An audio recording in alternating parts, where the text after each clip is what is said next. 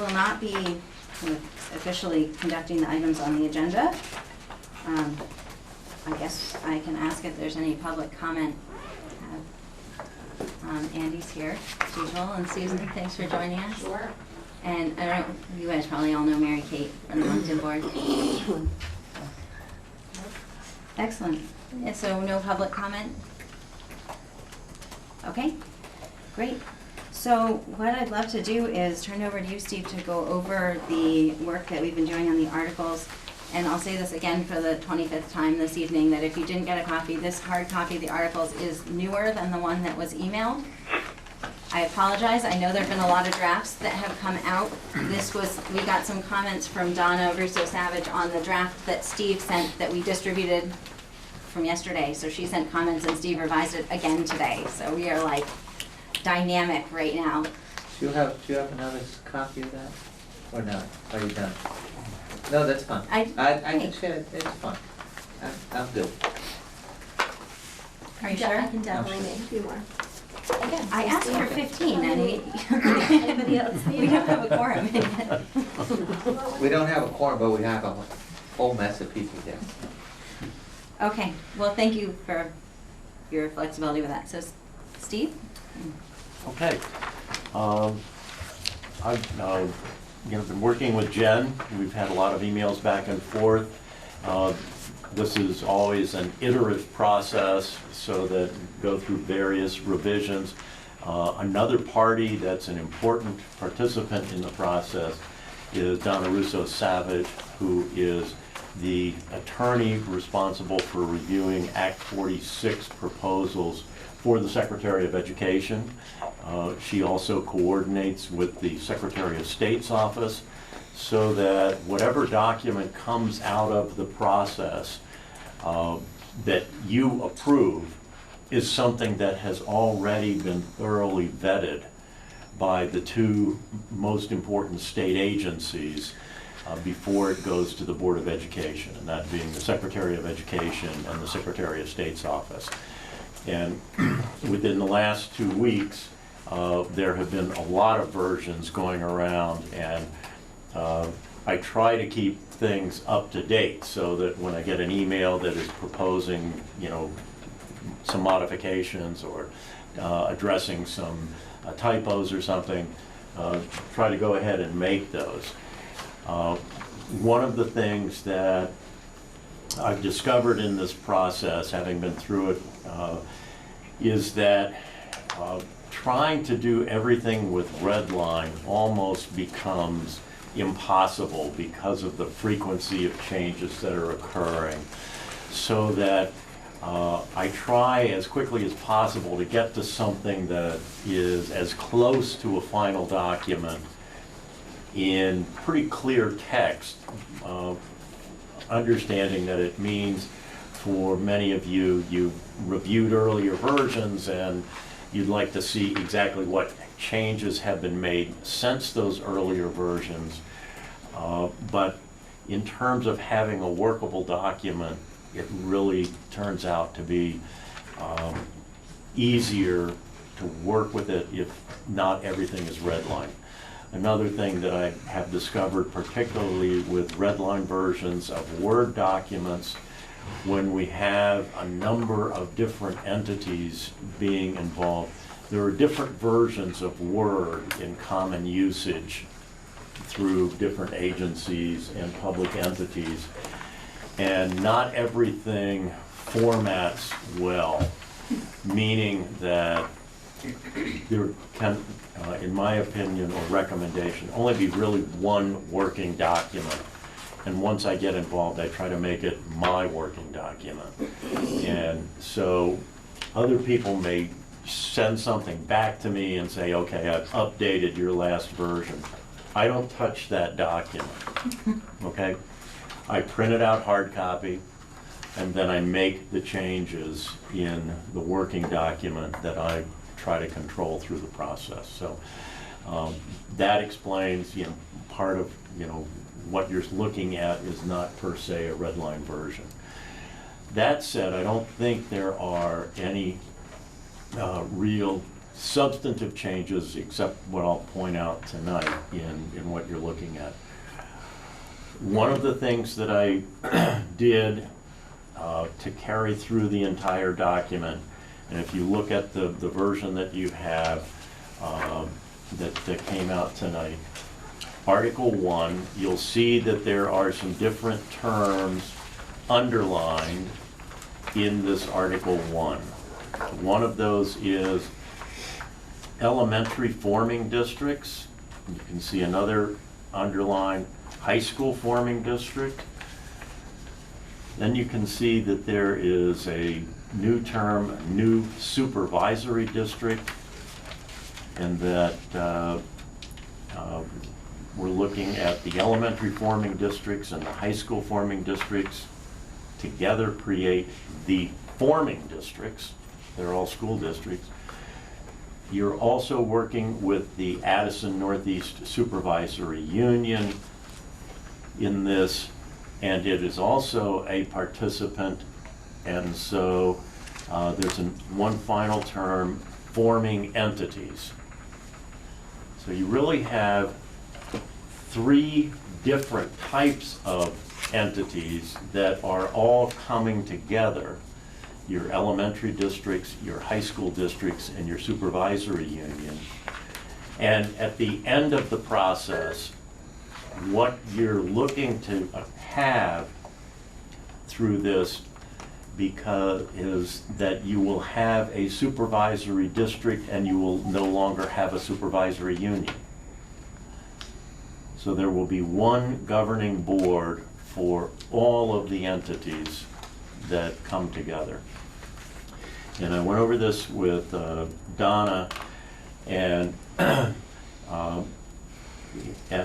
if you eliminate the supervisory union, you become what in Vermont is called a supervisory district. There are only a couple of them in existence right now.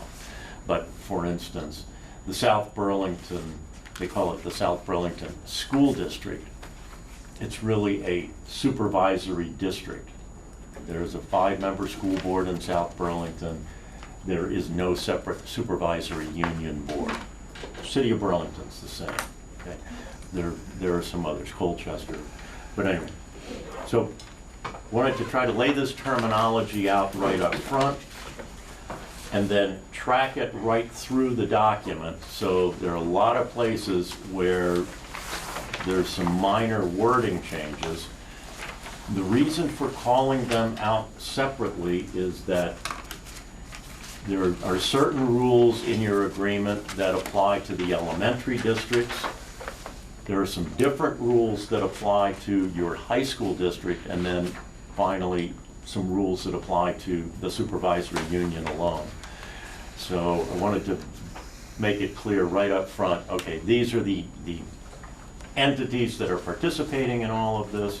The goal is to end up with a supervisory district, and then how do we address that as we go through the various provisions of the agreement.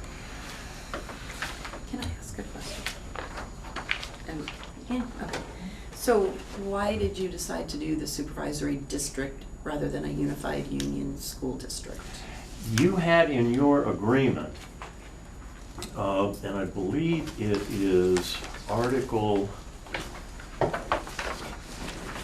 12, and I didn't change that, but in your Article 12, you have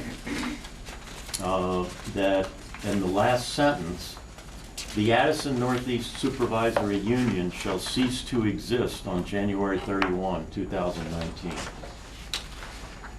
So that tells me that what you wanted to do was be a supervisory district, not a unified union district. Because you don't have to eliminate the supervisory union board.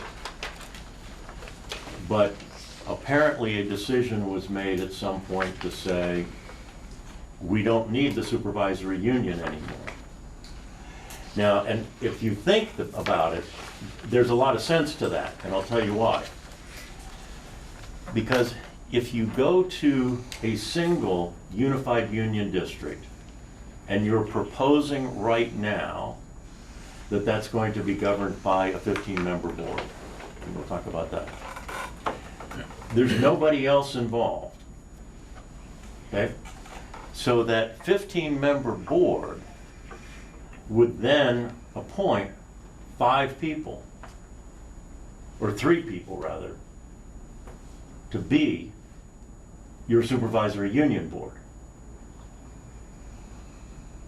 And the supervisory union would then have, with those 3 people, because each district in a supervisory union gets 3 votes on the board, unless you're not operating a school, okay?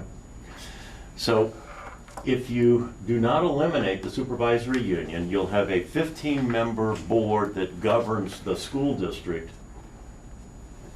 but a 3-member board that does all of the work of the supervisory union. And the 15-member board wouldn't be participating in that. This is all new. Right. Well, so I would say that, so we had some diagrams, I could dig them out of my binder, but we had some diagrams that were presented by our consultant that showed sort of that once you go to a unified union, that you don't have a supervisory union anymore. I mean, there would be no point because you're just one school district. So what I'm hearing you say is that under the law, we should actually call it a supervisory district instead of calling it a unified union district. Right. Right, but that it's still accomplishing what we expected, that there would not be a supervisory union and that we would have just the one 15-member board. Right. Let me give you a neighboring example not too far from you, Rutland Northeast. Okay? It just went through a consolidation, and it did what was called a side-by-side. It created 2 unified union districts. One with the Barstow School and one with Otter Valley, and the elementary schools feeding into Otter Valley. So with 2 districts, it could not become a supervisory district. It has to retain a supervisory union. And each of these 2 unified union districts will contribute 3 people, and the Rutland Northeast Supervisory Union Board would continue. It will have 6 people on that board that are representatives from the unified union district boards. In your case, since you will have no other districts other than the unified union district, there is no political or governance reason to have a separate supervisory union. You could do that if you wanted to. No, we don't want it. I think No. our intention And- was to have the preferred structure under the accelerated that we've seen, approved in many of the districts around us, so. Yep. And if the supervisory district is the right word for that. I'm just, by using that term, and maybe that's what's confusing, I was not changing what I understood you wanted your end result to be, which was one governing board. Okay? I was simply then saying that if it is just one governing board, the legal name of that entity under the Vermont statutes is a supervisory district, not a unified union district. Great, Ed? Why does the supervisory union continue in existence for 7 months after?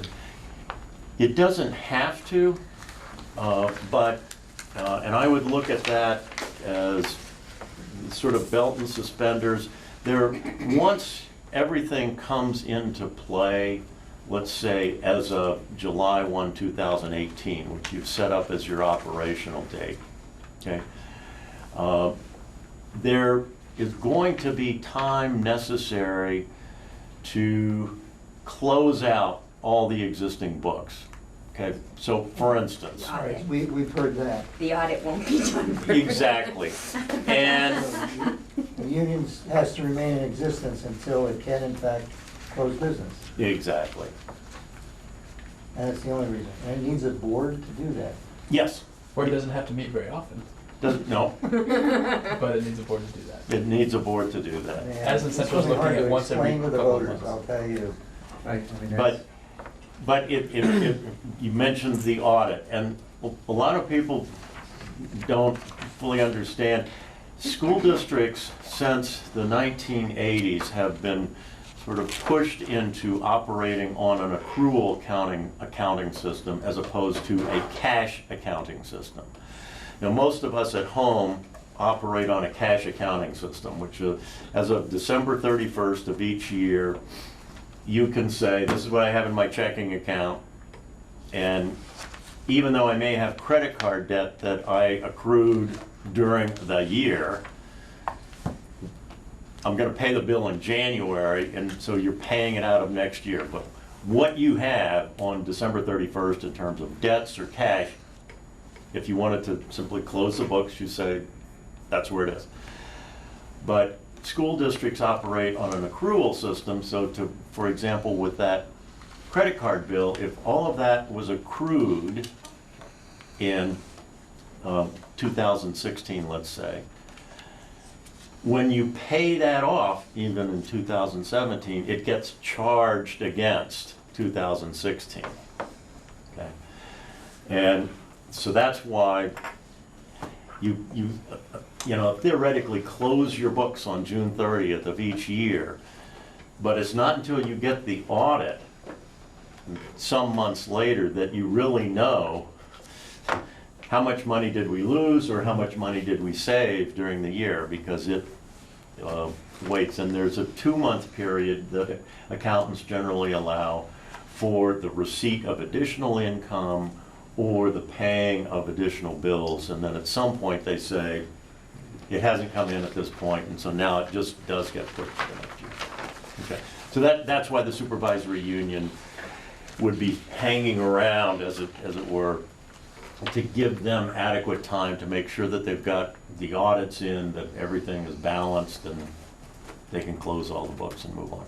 So it would be fair to say the boards, so the current boards that exist and are the boards that will be building the FY18 budget in the fall, need to exist to see that budget that they've developed and that they sort of own through to its completion. Correct. Which is June 30, 2018, which is why July 1, 2018, they can cease to exist, and it would be just a single board. Well, even those boards will remain in existence beyond June 1st, or July 1st, 2018, because again, each district will need to have its own audit and get that completely closed out. And so that's why I believe you have in here that they may remain in existence until, December 31st. excuse me? I think it's December 31st. Okay. December 31st. 2 more months. Yeah. And then Finish the, that out. And the supervisory union is pushed off a little later just because Okay. first the supervisory union wants to get all of the districts closed out. Then, when all the districts are closed out, it can close out its books. And these bodies, the lame duck boards, and can't spend any more money. All they can do is hang around long enough to account for money already spent. They could pay some bills if there are some that need to be paid out of, in this case, FY18 funds. Yeah. You know, and they will presumably have cash in their banking accounts as of July 1, 2018. And that will not automatically transfer to the new entity until they've gotten their audit. And the audit says you needed to pay this bill, this bill, this bill to properly charge it against FY18. And then what they have left in their banking accounts is what actually gets passed on as a surplus. Okay? And then those boards have the privilege, so to speak, of convening that one last meeting to basically say, is there any more business for us to do? And they say, no, everything has been accomplished. And then I have a motion to disband such and such school district. Boom. goes out of existence. Great, Sarah? I guess I'm still just a little bit confused because, like, when I'm reading Addison Central, which I think right now we're doing more similarly to than Rutland Northeast, that they do refer to it as Unified Union School District in Article 1. So I don't, I don't know what Addison Central is doing.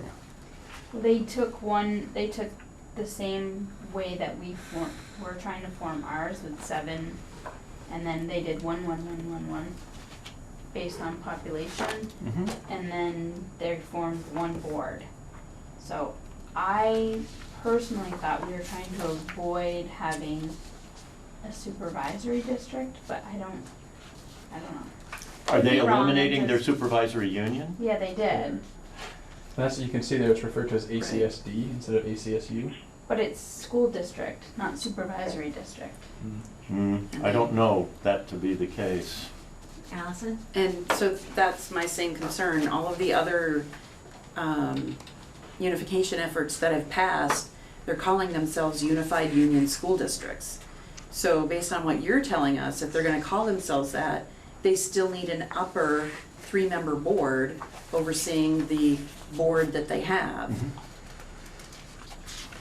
Which doesn't seem like what the majority of those people were intending to do. I thought Okay. so what you're saying to me sounds like they didn't do the right thing.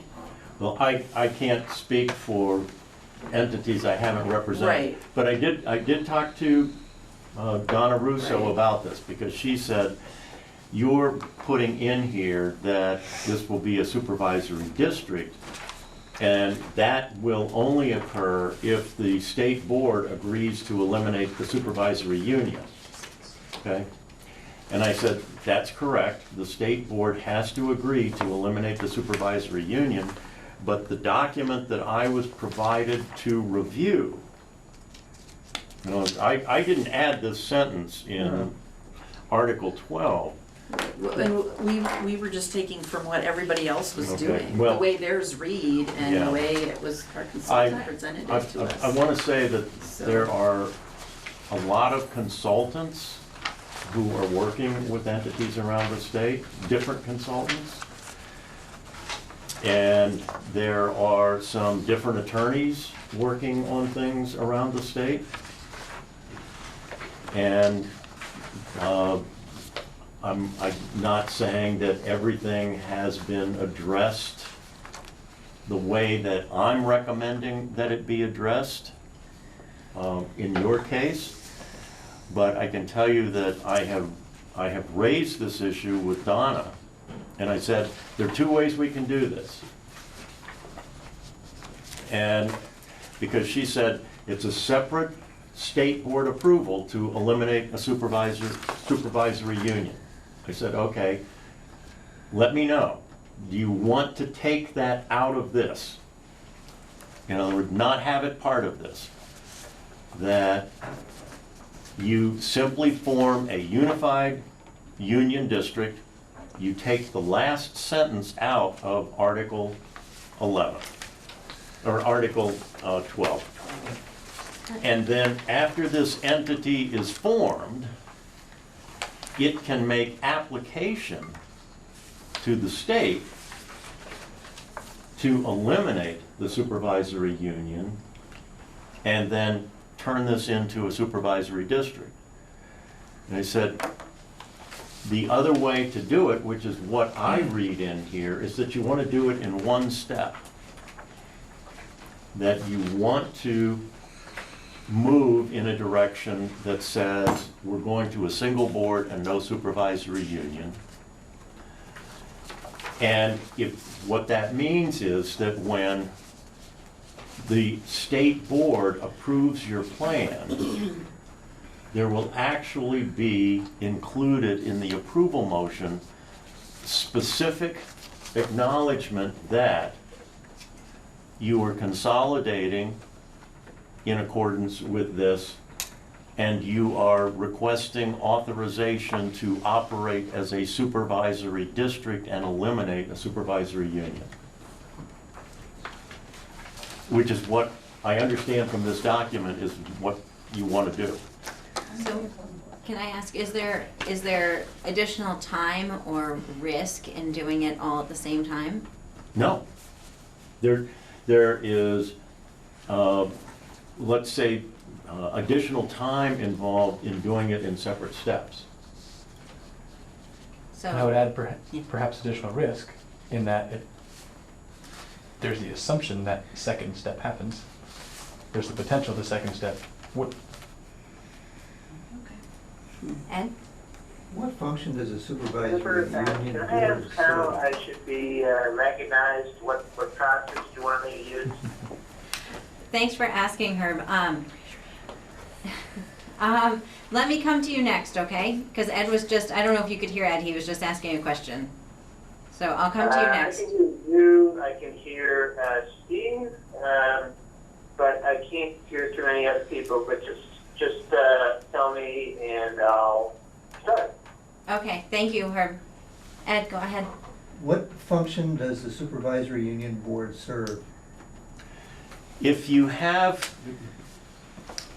multiple districts, which is what you have right now, under state law, the supervisory union hires the superintendent, not the districts. Okay? The supervisory union provides financial and accounting services and a business manager for all the school districts. So the supervisory union hires that business office, okay? And when I say supervisory union, I'm talking about the supervisory union board, okay? So hires a superintendent, hires a business manager. A supervisory union is obligated to provide transportation services to those districts wanting transportation services. Supervisory union provides special education services to all the districts. So here you have a director of special services hired by that supervisory union board. And all of your special educators are now employed by the supervisory union. All of your special education paraprofessionals are provided by the supervisory union. Your supervisory union board organizes collective bargaining negotiations for teachers and paras. There's some other things, but the theory is, okay, we've got multiple districts here, 3, 4, 5, 6, 7, whatever. Right. But We're centralizing certain services and the supervisory union board will take charge of those. If you only have one district, that one district, if it's a, quote, supervisory district, automatically assumes all the responsibilities that would otherwise be performed by the supervisory union. Meaning, the supervisory district, which would be your 15-member board, hires your superintendent. The supervisory district board hires the business manager, hires your director of special education, deals with your transportation services issues, et cetera, et cetera. So in a supervisory district, you take all the responsibilities of a school district board, combine them with all the responsibilities of a supervisory union board, and that's what become the responsibilities of the supervisory district board. so Great, so- the decision to, if the state board doesn't approve abolishing the supervisory union, what role would it play in the future? Exactly what it plays right now. Really? Yes, It sort of guts the, it has a significant impact on your 15-member Okay. board because essentially you are going to have your 3-member supervisory union board hiring your superintendent, not your 15-member board. We want to avoid that. yeah. Okay, well, and that's what I understood here, and that's why I said what you really want to be is a supervisory district. Great, so guys, so we have, I know Herb and Mary Kate both had wanted to ask a question. I just wanna keep in mind that this is a very important conversation, and we've been on this topic for about half an hour. We do have some other things we wanted to cover with Steve in the next half an hour, so let's spend a little more time on this, but then continue on, and if we can't make any official decisions at this moment, although it sounds like we may have a quorum shortly, at which point we might be able to make official decisions. But I would like to be sure that we get to review the suggestions and the changes that Steve's made. So, Herb, thank you for waiting. First, welcome, Steve. Glad you're helping us out here. So just for my general comment is that I think Steve's right. I'm looking at the definitional section in the education statute. I mean, I'm not that familiar with educational statutes as well as Steve is, but I'm looking at the definitions in section 11A24. Supervisory district means a supervisory union that consists of only one school district, which may be a unified union district. And I think, you can tell me if I'm wrong, Steve, but I think that's what you're talking about. My question, though, is what statutory sections are we going under when we're forming this supervisory union, which may be a unified union district? Is that the provisions that talk about how to form a unified union school district? I've got that under 722, Steve. Okay. So basically, I'm asking, is there some other statute that governs how supervisory district is formed other than, 722, dealing with unified union districts? I'm sorry, I apologize for interrupting. Michaela has joined us by conference call as well, so we do now officially have a quorum at our meeting. So I would like to call our meeting to order officially at 7:15, and I just wanted to make sure, since we now have a quorum, that we were on the record. Steve, back to you. Okay. Thank you. Herb, this really is a two-step process, and you're combining those steps. You're bringing all of your districts together under the statute that deals with forming union districts, or in your case, a unified union district, and you're referring to 16 VSA section 722. Right. Okay, but then if you go to a separate statute, and I didn't bring my statutes with me, the one that deals with supervisory unions, it has the process by which the state board can designate a unified union district as a supervisory district. So that's why I'm saying there are really two things going on here. One, you're forming a unified union district, and you're going through the complete process to do that. Because your formation plan also contains this sentence that says the supervisory union is going to go away, we'll need a separate authorization from the state board under the process for designating a unified union district as a supervisory district. And both of those would be accomplished with the state board approving this document. Great, thank you. So that makes sense to me, Steve, and the committee, that, what you're saying certainly makes sense to me. Great, thank you. Thanks, Herb. Mary Kate? I just wanted to just confirm with you, Steve, there's no risk that the state board, in approving the dissolution of the supervisory union, that could happen before the vote to merge. In other words, if not everybody voted to merge, would the supervisory union be not in existence? So just a timing question. I'm looking at having the same motion that would approve this plan will, within it, contain representation, and we agree, that if this unified union district is formed, So it's contingent on. that there will everybody be voting for it. Okay. designation of it as a supervisory district upon the elimination of the supervisory union. Right. Yep. Great, thank you. So, shall we go ahead and move on to, I think we're up to Article 6 was the next one where we had some questions for you, or we had talked about that a bit. Yep. And actually, on the Article 6, and where did I know I told you I had buried something else in here. Oh, what you added at the bottom of Article 7. It's under 7D. Yep, yep. So actually, Okay, so,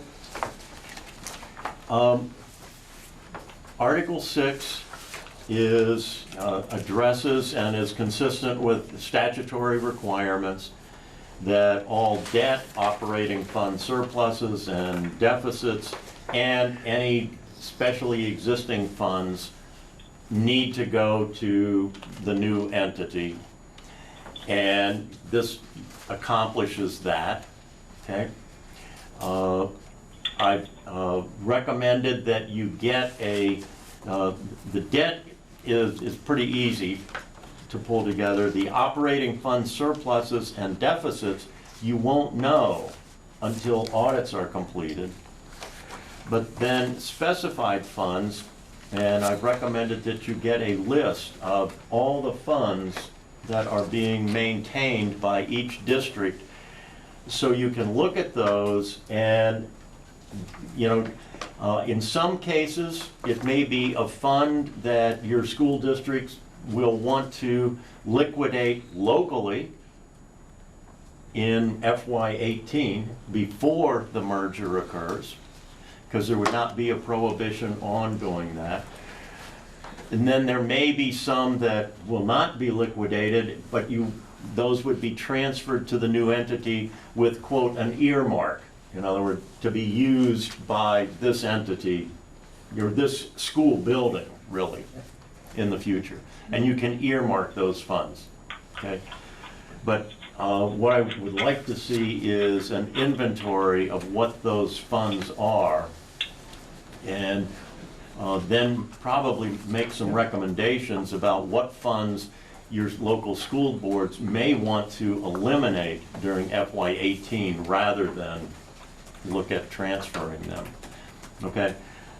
I also put in here, and this is something, the language here is pretty much your language. I added a further paragraph, transfer of debt and funds, that there's an inconsistency in the existing statute with what is contemporary practice in school districts, and specifically the statute with the unified union district talks about this fund transfer occurring within 10 days, I believe it is, of your operation date. So your operation date is July 1, 2018. You won't be able to make that transfer. And I've already run this by, we've gotten work with the Agency of Education on this and in other instances, and they say, yeah, you can't do it. It's probably 90 to 120 days before you'll be able to transfer surpluses or deficits. And what they want to see to address that is that your new board will work with the business office and the various treasurers and say, okay, this is what we need to transfer. These are the audit reports we need. Here's the schedule under which we want to see these transfers occur, which, as I say, will be more in line with something along the 90 to 120 days. But it would certainly accomplish all the transfers from your member districts by the December 31, 2018 date, and the transfer from your supervisory union by the January 31, 2018 date. So that's all I added there. There was one other question that is not specifically addressed here, which is the impact of this new entity on what I'll call local school fundraising activities. Okay, the parents or whatever in particular communities have historically engaged in local fundraising. That all occurs under the supervision of the local school board. Okay, well, there won't be that local school district board at this point. Nonetheless, and the examples are voluminous around the state, in larger districts that operate multiple schools. So you take the Burlington School District, I'm familiar with that. My daughter, grew up in and graduated from the Burlington School District. 5 elementary schools throughout the district, and each elementary school had its own parent-teachers organization and its own student or parent or faculty-based fundraising activities, and the Burlington School District has procedures in place so that all of the monies collected go into the school district business office to be tracked, but they are earmarked for the fund for the school building for which they were raised. And so what I put in to address that, and if you go to Article 7, again, I really didn't change much in Article 7 at all, but at the bottom of subparagraph D in Article 7, I added in, additionally, the existing elementary schools have been supported by their respective communities by non-property tax fundraising activities. The new SD board will develop policies that will allow the continuation of school-based fundraising activities. So it does need to be a policy. The money needs to be tracked through your business office. It already is. And frankly, right now it is as well. It's just, it's a supervisory union's business office that is tracking monies that are being collected. And, okay? And so we had, we had heard specific concerns, and we've had numerous discussions in this group about ensuring that those groups within each community understands that those activities will continue to be permitted. So I think the intention of adding this into Article 7 was to make sure that everyone understood that there was no reason that that would be, expected to be changing. Okay. So, Now, Mary Kate, I think. Well, there's some private nonprofits that money, and the Monk and PTO is a private nonprofit. Okay, And the and- money and- doesn't go into the district, so it's not an issue for those. And Right. Lincoln has the Friends of Lincoln School, I think, right? Yeah, they just, So those will continue That's to still exist, but they separate, won't right. need to be tracked Yeah, through this process. and, correct. Okay? Allison? So, your addition at the end of D, Mhm. 7D, it mentions the elementary schools. What about the high school? Because the high school has its own things that it does as well. Okay, I can add that in. Okay. I just wanted to make sure that it wasn't, if it needed to be there, it was there. activity accounts. Yep. The activity accounts. Right. Or other things too. Yep. Okay. Great. That's not the head. Can I just point out, and I don't know if you were gonna go back to this,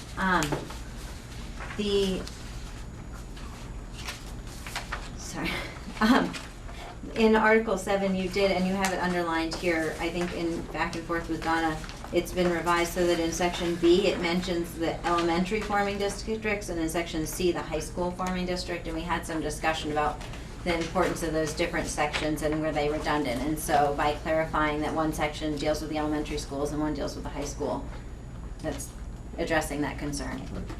And the reason for that is your high school is currently owned collectively.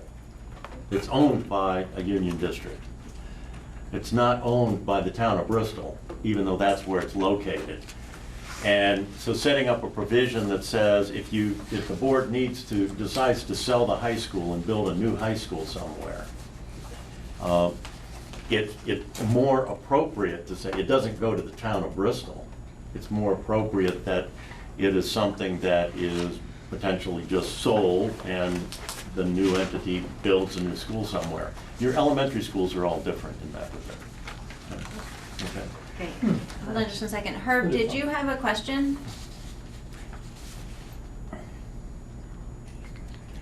No? Okay. Okay. The other thing I'll mention, I did put in A, real estate and personal property, no later than the forming entities. Remember, the forming entities include your supervisory union. Well, your supervisory union doesn't own any real estate, but it leases this space, and your supervisory union does have a lot of personal property. You know, we're sitting on some of it. And so, you know, I wanted to make it clear here that it's not just the school districts that convey to this new organization, but it's your supervisory union as well. One of the things that may or may not be a benefit, by the way, of getting rid of a supervisory union is that under Vermont law, supervisory unions are not allowed to own real estate. They can only lease it.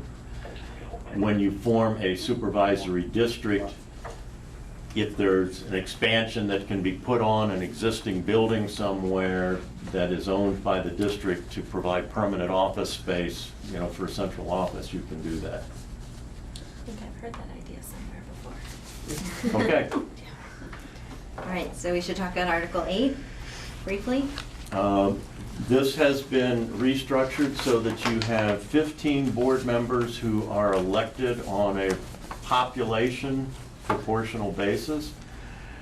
And I may tinker a little bit with how I've worded paragraphs A and B, but this proportional allocation that you have results in, you know, what is reflected in subparagraph D, and I believe that this fully satisfies requirements of, you know, one person, one vote, equal protection analysis.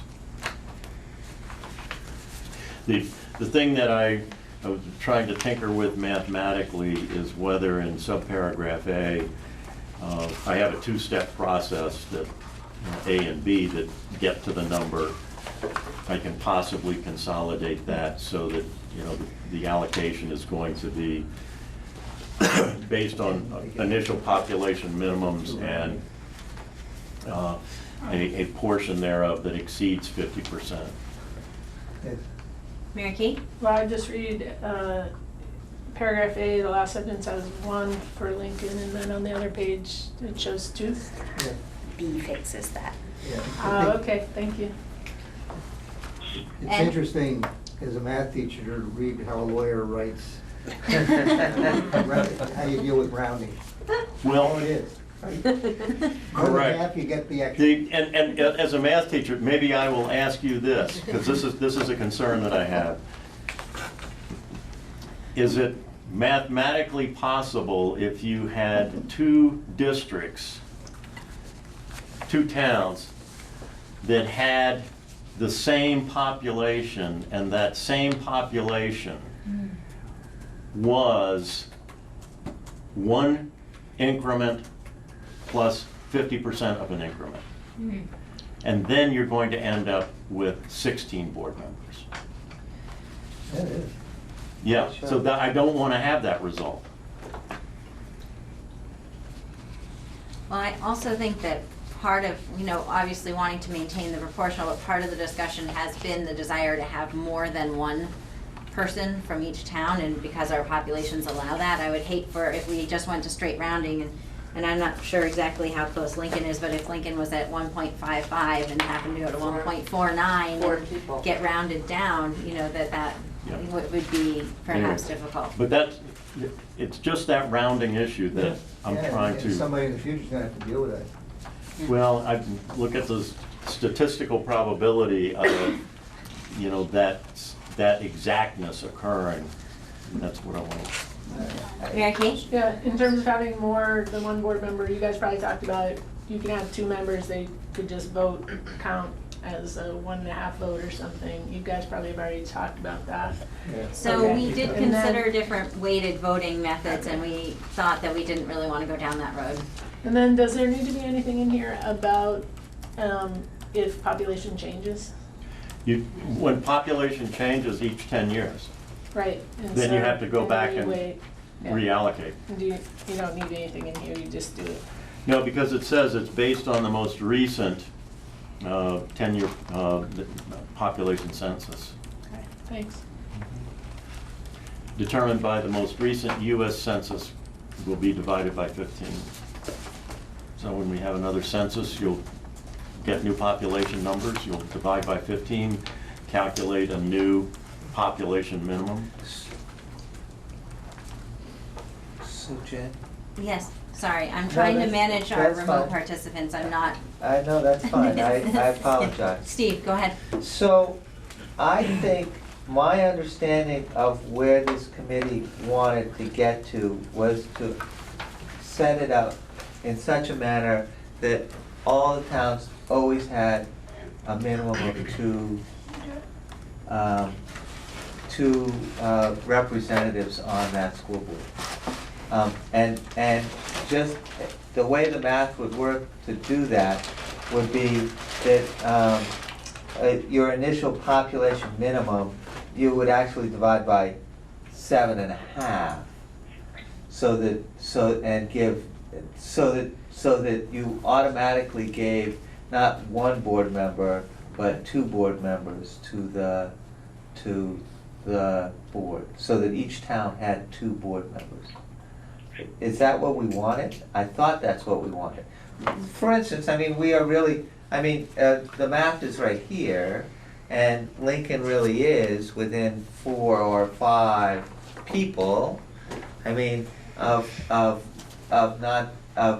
being knocked down to one vote on that board, and I'm not sure that that's what we wanted to do. The math is a little different. Yep.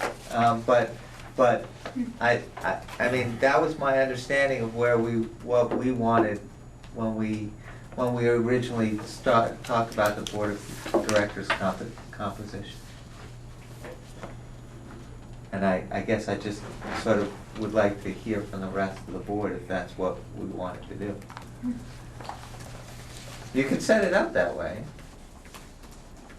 So, so I don't know, I don't remember, I think when we changed our approach to the board, we did it fairly quickly compared to the amount of discussion we had in the initial go-round. But I think the balance is making sure that it still maintains a proportional representation. Sure. So, but maybe we could, if the committee members that are present are interested in having Steve explore if there's a different way to construct that language to try to maintain a minimum of 2 board members. Is that something that's of interest? Or are we happy with the way it is now? Roughly approximating proportional representation. Mm-hmm. As the representative, the non-voting representative from Lincoln, are you interested in having the committee look into that? I guess just one practical thing that I'd raise. So, I'm trying to think, the next census is 2020. 2020.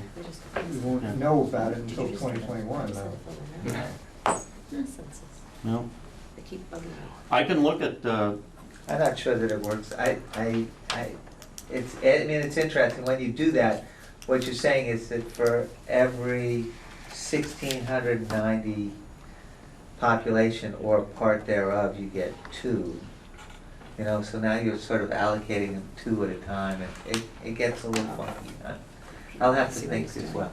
It's definitely very interesting trying to figure out how shifts in the population could affect it, because if our total population goes up, then that's gonna change those numbers, and, even if the Lincoln population doesn't change, it still could change that whole math.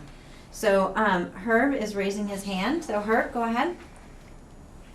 Yeah, I just wanted to reiterate a point that I made before, that I think it's important with a strong, very, very strong supervisory district organization that there be a strong board. And I'd be concerned about, I'm already a little concerned about a 15-member board and raising it beyond that in order to maintain 2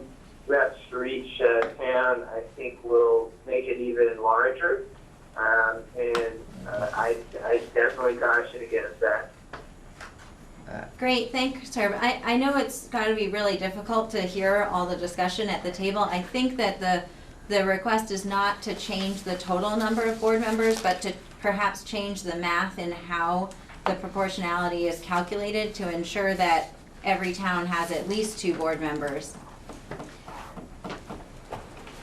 Elon? But mathematically- I understand, Jen, but if you have to recalculate so that that each town has at least 2 board members, even with, declining population, would that mean, it seems to me that would mean a figure larger than 15-member board. So, right, I think it's a great question. So I guess at this point, we do have a quorum. So what I would love for the committee to do is to determine if we as a committee would like to ask Steve to spend time on looking at a different way to calculate this, or whether we are okay with what we have.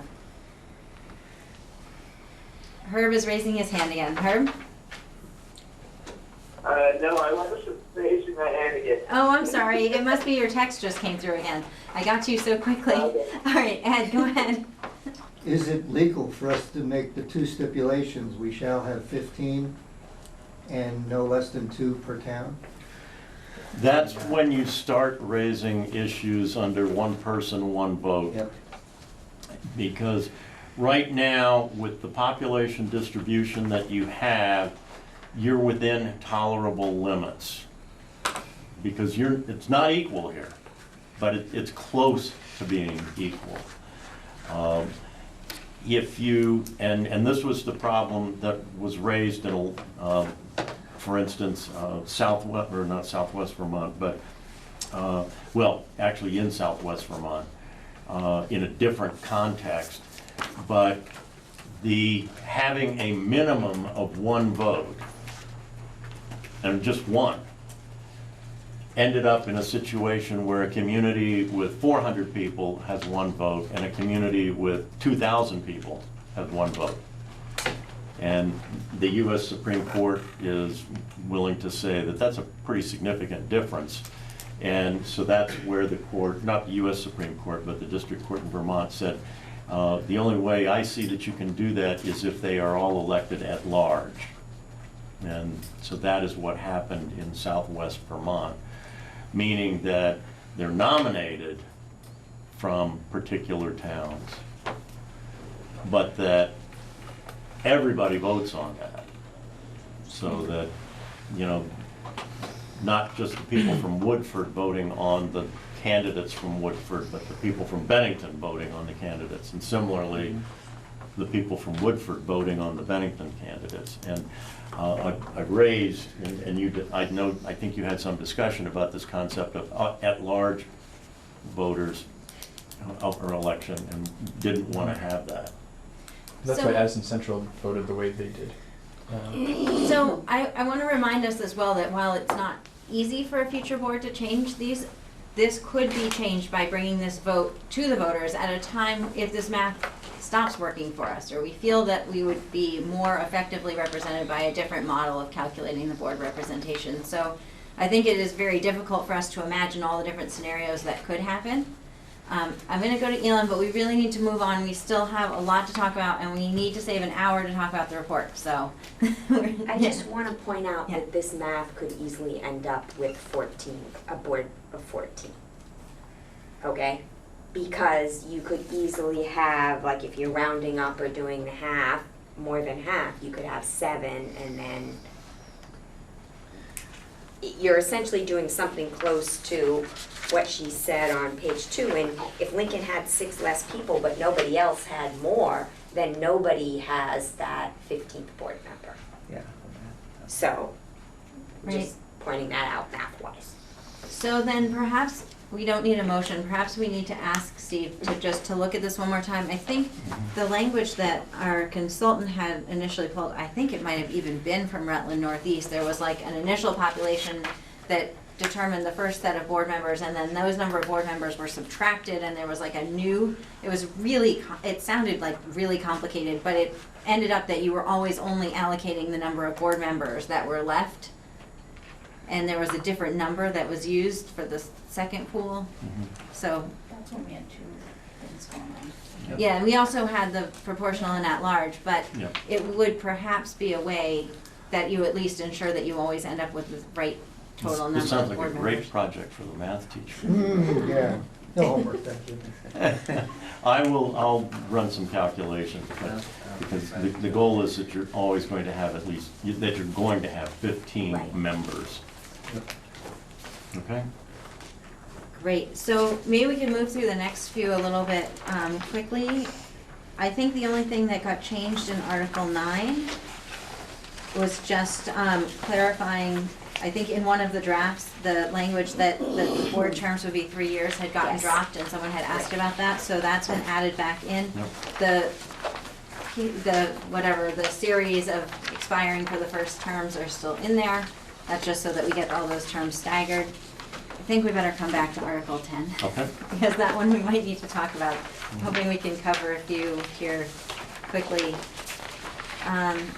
Did you make any changes in Article 11? The only thing in 11 is, you did not have when your first annual meeting date was going to be, and you don't have to here, but I didn't know whether that was, intentionally. I mean, there's a reference in another article to it being in the spring of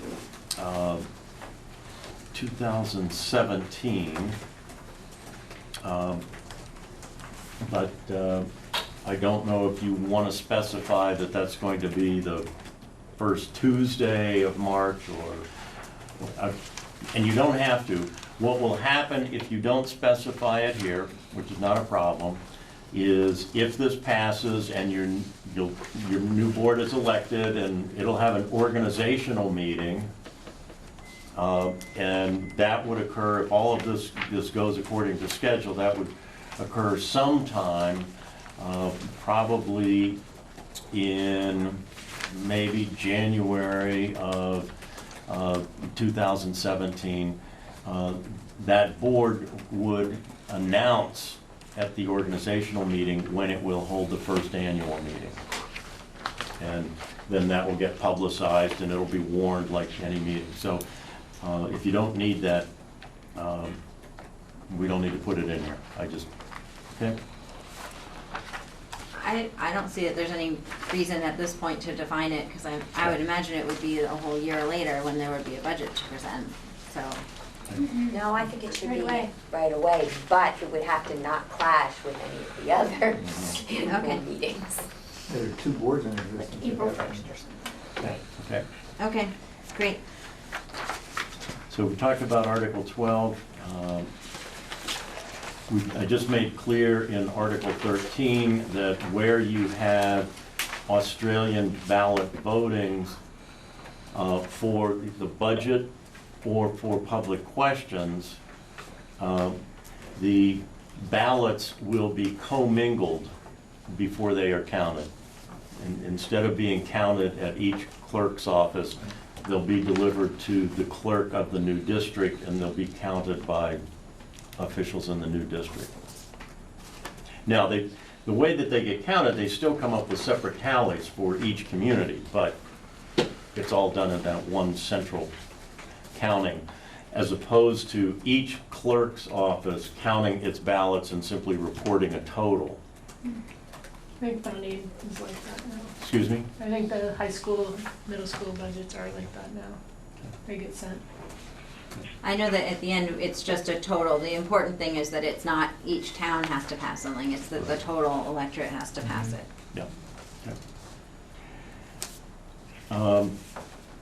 Then 14 on school closure. You've got in here that in the first 4 years of operation, there cannot be closure of a school. That after 4 years, a decision to close the school will require 2 affirmative votes, one by the district board and one by the voters of the town in which the school is located. Okay.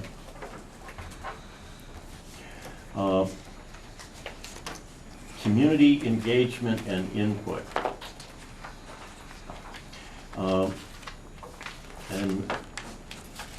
I've made a revision here, and I wanted to be clear. Structures to support and encourage public participation within the new SD will be established by the new SD Board of School Directors on or before, it says June 30 of the first full year of operation. Now that would be at the end of the year. And I was wondering whether what you really meant was that they need to be in place before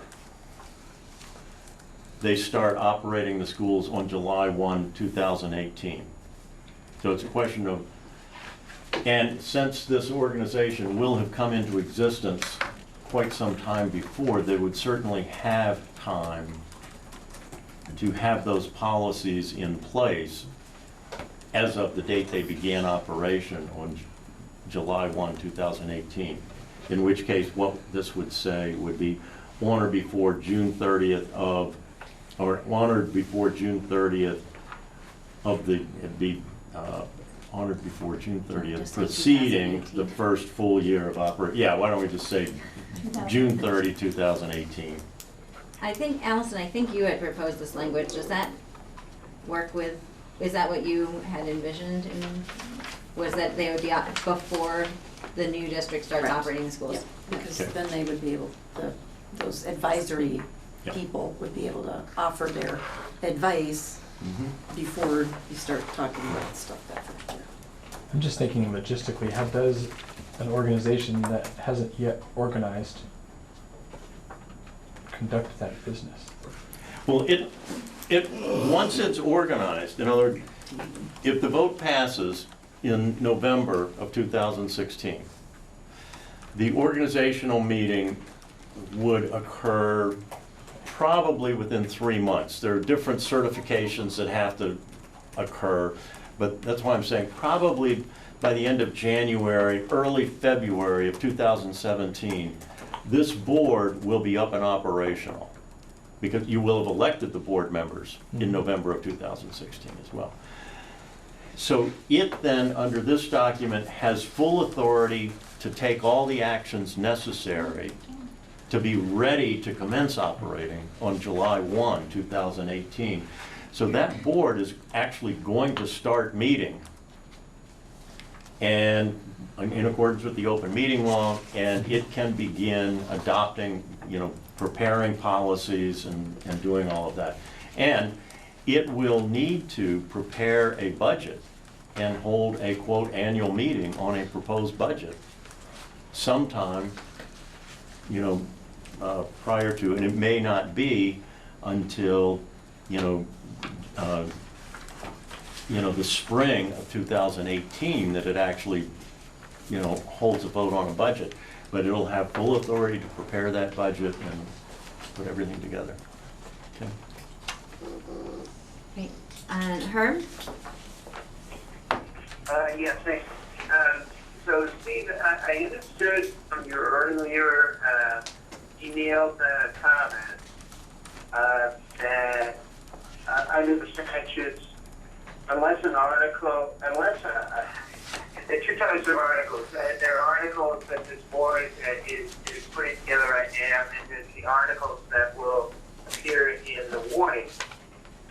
And as I understood your comment previously, Steve, you said that unless the study committee article was included within the warning articles, it was not binding on the new supervisory district board. And at least that's what I read your comments to me.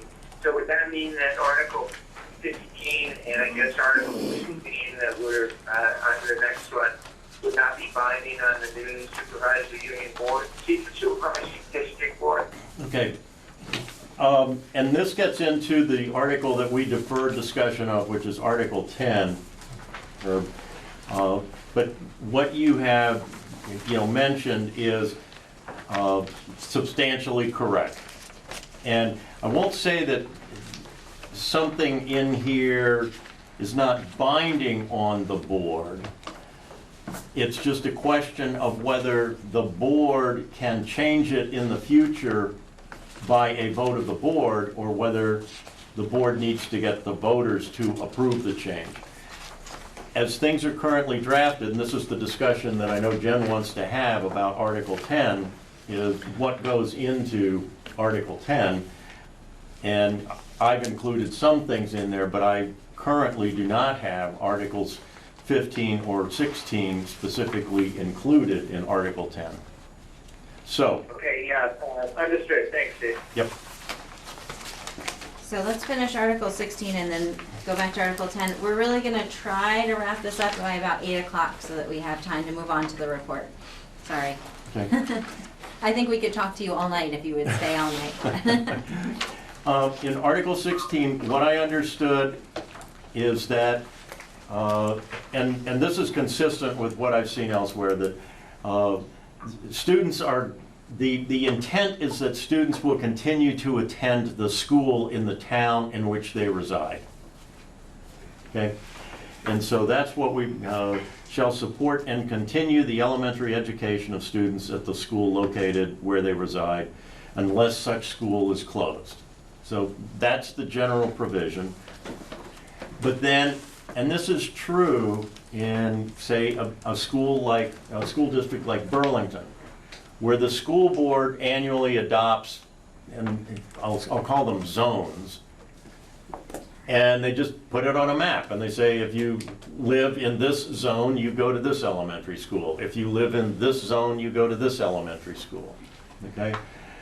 And they then have, and that's something that is done by the school board as a matter of policy, and sometimes those change based on where, you know, enrollments are shifting.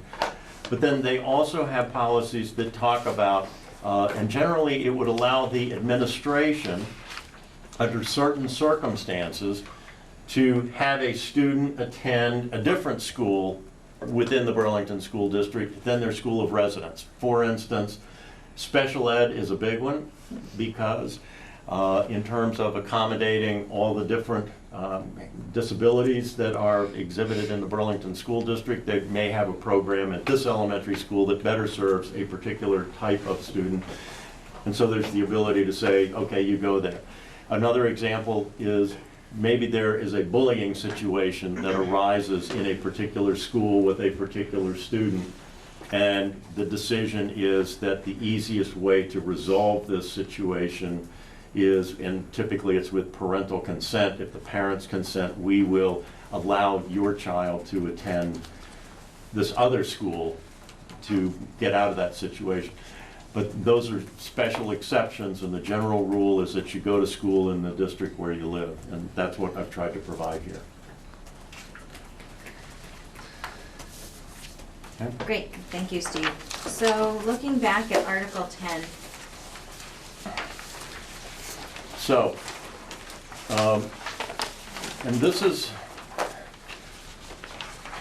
something that I recommend to be included in this document. I will say that not all of the consultants or attorneys who are working on these merger documents do this. Okay? So if you say, gee, we didn't see this in the Addison Central agreement, that may be true. But what was being, the point that Herb was raising is that you have this, and we'll call it the Articles of Agreement. And let's just say that's what you have. The Articles of Agreement become the plan for operation of your new district, okay? But anything in the Articles of Agreement can be changed by your new board, by the board itself, not going to the voters. Then in the formation of this, there is a document that actually goes to the voters. Okay, now this gets mentioned in it, but there's a meeting warning. And the warning has, and this is where things really get confusing, specific articles. Okay? because that's the way you put together meeting warnings.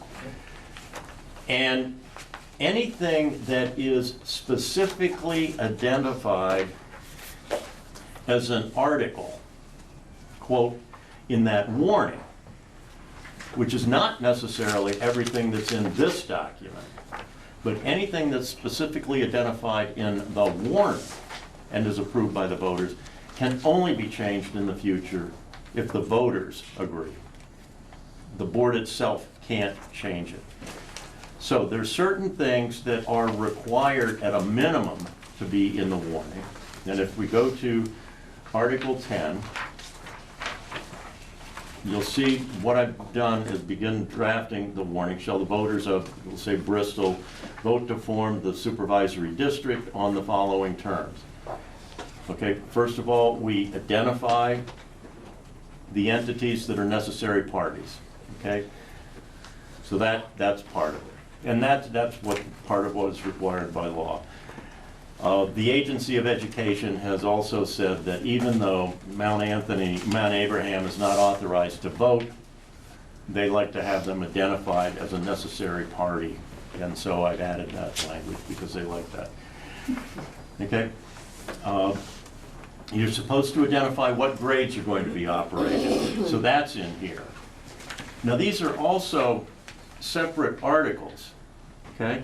For instance, Article 3 of this basic agreement says we'll operate grades pre-kindergarten through K. All I'm doing is now I'm putting it in as a separate specific item so that it cannot be changed without voter approval in the future. The board is going to be composed of 15 directors. Again, we already went over that. That's Article 8. But I put Article 8 right in here, so that that cannot be changed in the future without going back to the voters. On the issue of disposal of real estate, I put in the provisions that everybody's going to transfer everything. Okay, now that's going to happen automatically. But then the important thing that is in here is subparagraph B, disposal of real estate for the elementary districts, okay? By putting it in here, that can't be changed in the future unless the voters agree. If that did not appear here, and it just appeared in, Article 7, where it talks about disposal of real estate,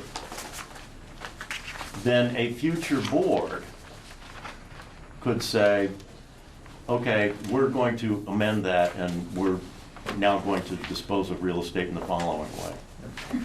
But with it in here, it's got to go back to the voters. Okay? So that's why I put it in here. But I didn't put in, and you can see, I don't have in here the provision dealing with transfer of the high school. Because I look at that, that'll be an asset of this new entity. We already talked about why the individual elementary districts don't per se have some special claim there. And the new board will, if it decides to close the high school, that will be, as a matter of law, a separate vote. Okay. But it won't be addressed under this. It won't require this. Okay. Transfer of funds, again, I just copied what's in the basic agreement.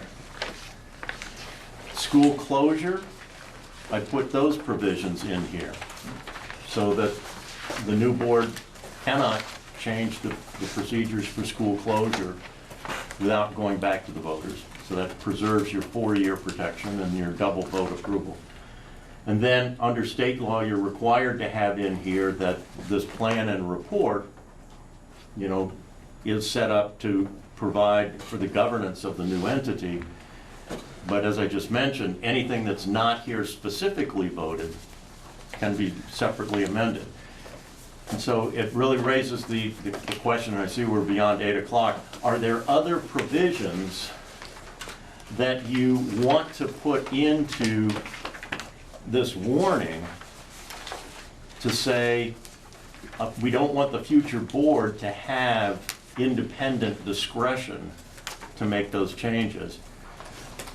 And here it's a balancing act, because on the one hand, you don't want to completely hamstring this new board. That it is going to be, there are going to be differences that will evolve over time. And this new board will need to have the authority that school boards have to deal with those situations as they arise without necessarily taking everything back to the voters. On the other hand, if there are some things that are sort of bedrock to get this passed, those are the things you do want to have in here to make sure that, 2 years from now, 3 years from now, the community isn't lynching you because, wait a minute, that's a bait and switch, okay? And I picked these things because it struck me, several of these are required by state law to be here, but the school closure one, I figured that's probably a bedrock issue. And then on the transfer of elementary schools, I figured that's probably a bedrock issue. But I did not put in, for instance, the community engagement and input. And I'm certain that that's important, but exactly how all of that occurs and that's really a lot of politics. You're going to be electing these people, and you need to work with them. School attendance, which school building are people attending? Again, maybe 4 years down the road, 5 years down the road, there's a sense of, there's no real reason to say that we'll just let the kids go to any elementary school they want here. Maybe that'll be the overwhelming community sentiment. Who knows? But anyway, so those are my comments. Thank you so much, Steve. And I just want to say, as far as I can tell, only Articles 15 and 16 are really only substantive articles that aren't in that warning language. There's some at the beginning that just say obvious things, so. Ed? Just a quick one. Number 2 says the new UUSD. Oh, I didn't catch that. There's a couple more in that, Okay, beyond that too. okay. So I would be happy to entertain a motion about this new language in Article 10 if the committee feels ready to take action on that. We do, I believe, have a quorum, so we can take action. Steve, you had your hand up? Yeah, I'd be happy to move Article 10 as written with the edits to remove,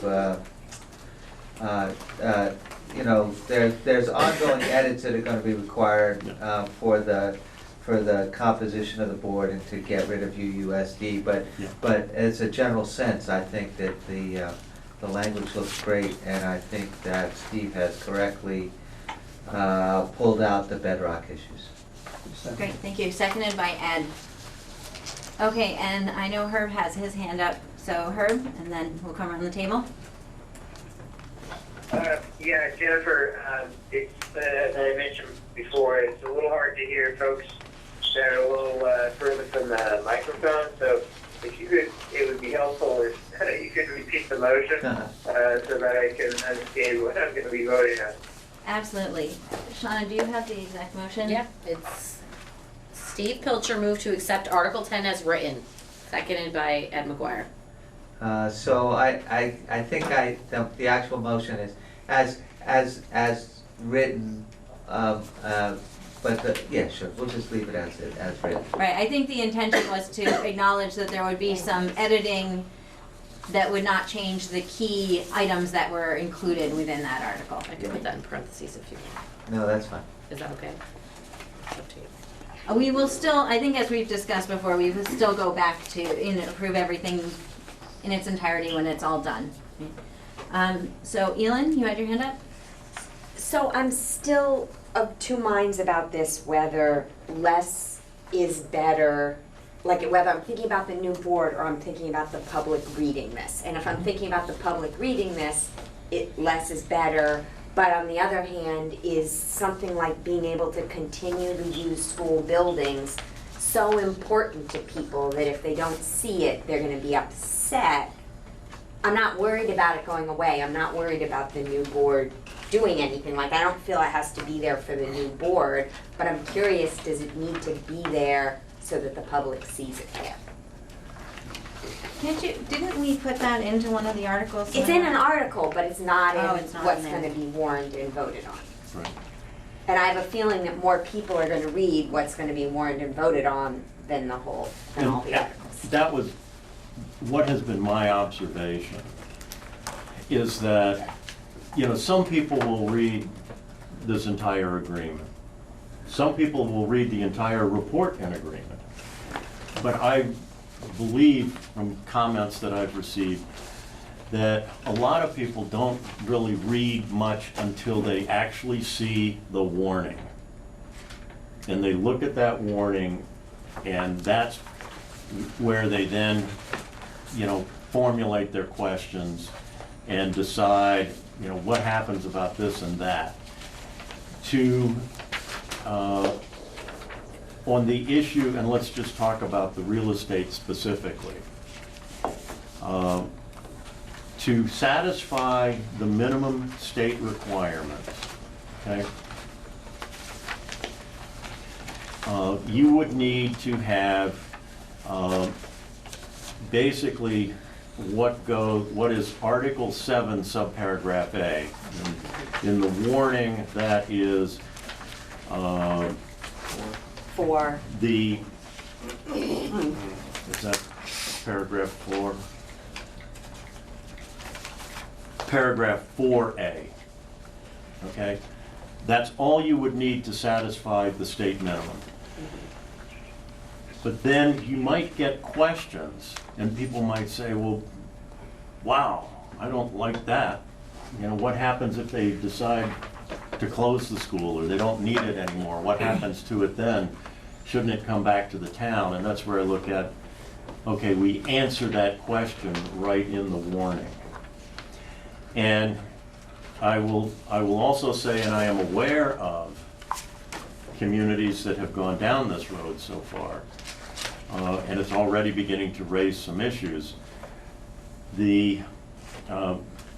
Some people have read, we'll say, the whole thing. And it says in here, okay, if you're getting rid of the property, it comes back to the town.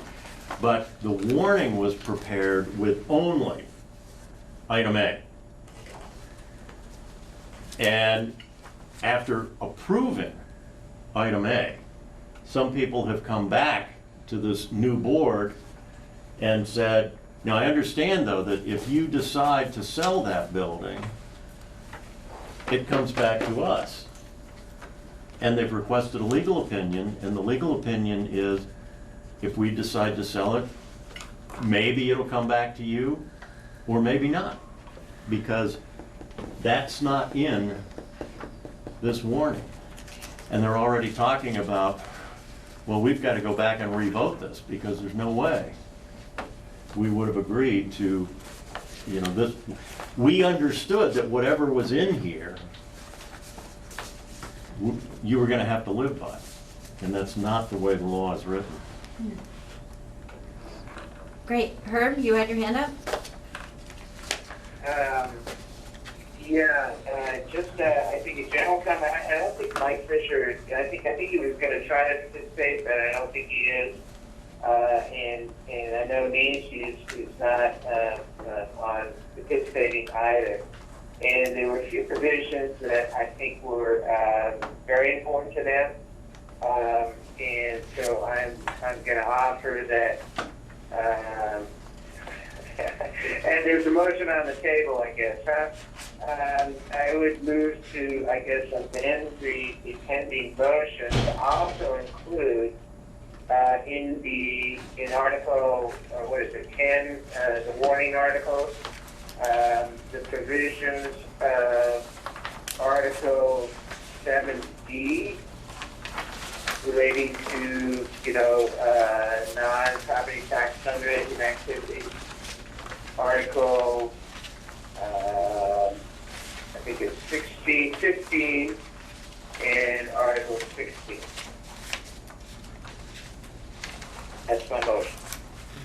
second? I'll second it. Okay, Elin will second the amendment. So the amendment, I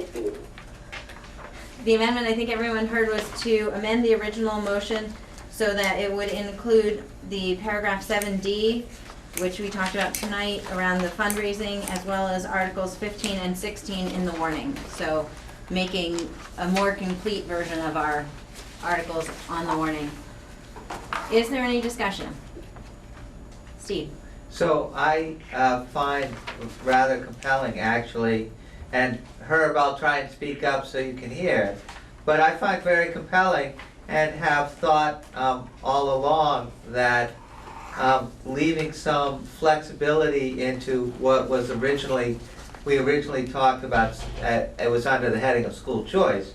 But my feeling is that this school district, supervisory district, will evolve over time, and that thinking of just having students go to the building that's closest to where they reside may not always be what we want. And so I would prefer to leave Article 16 off of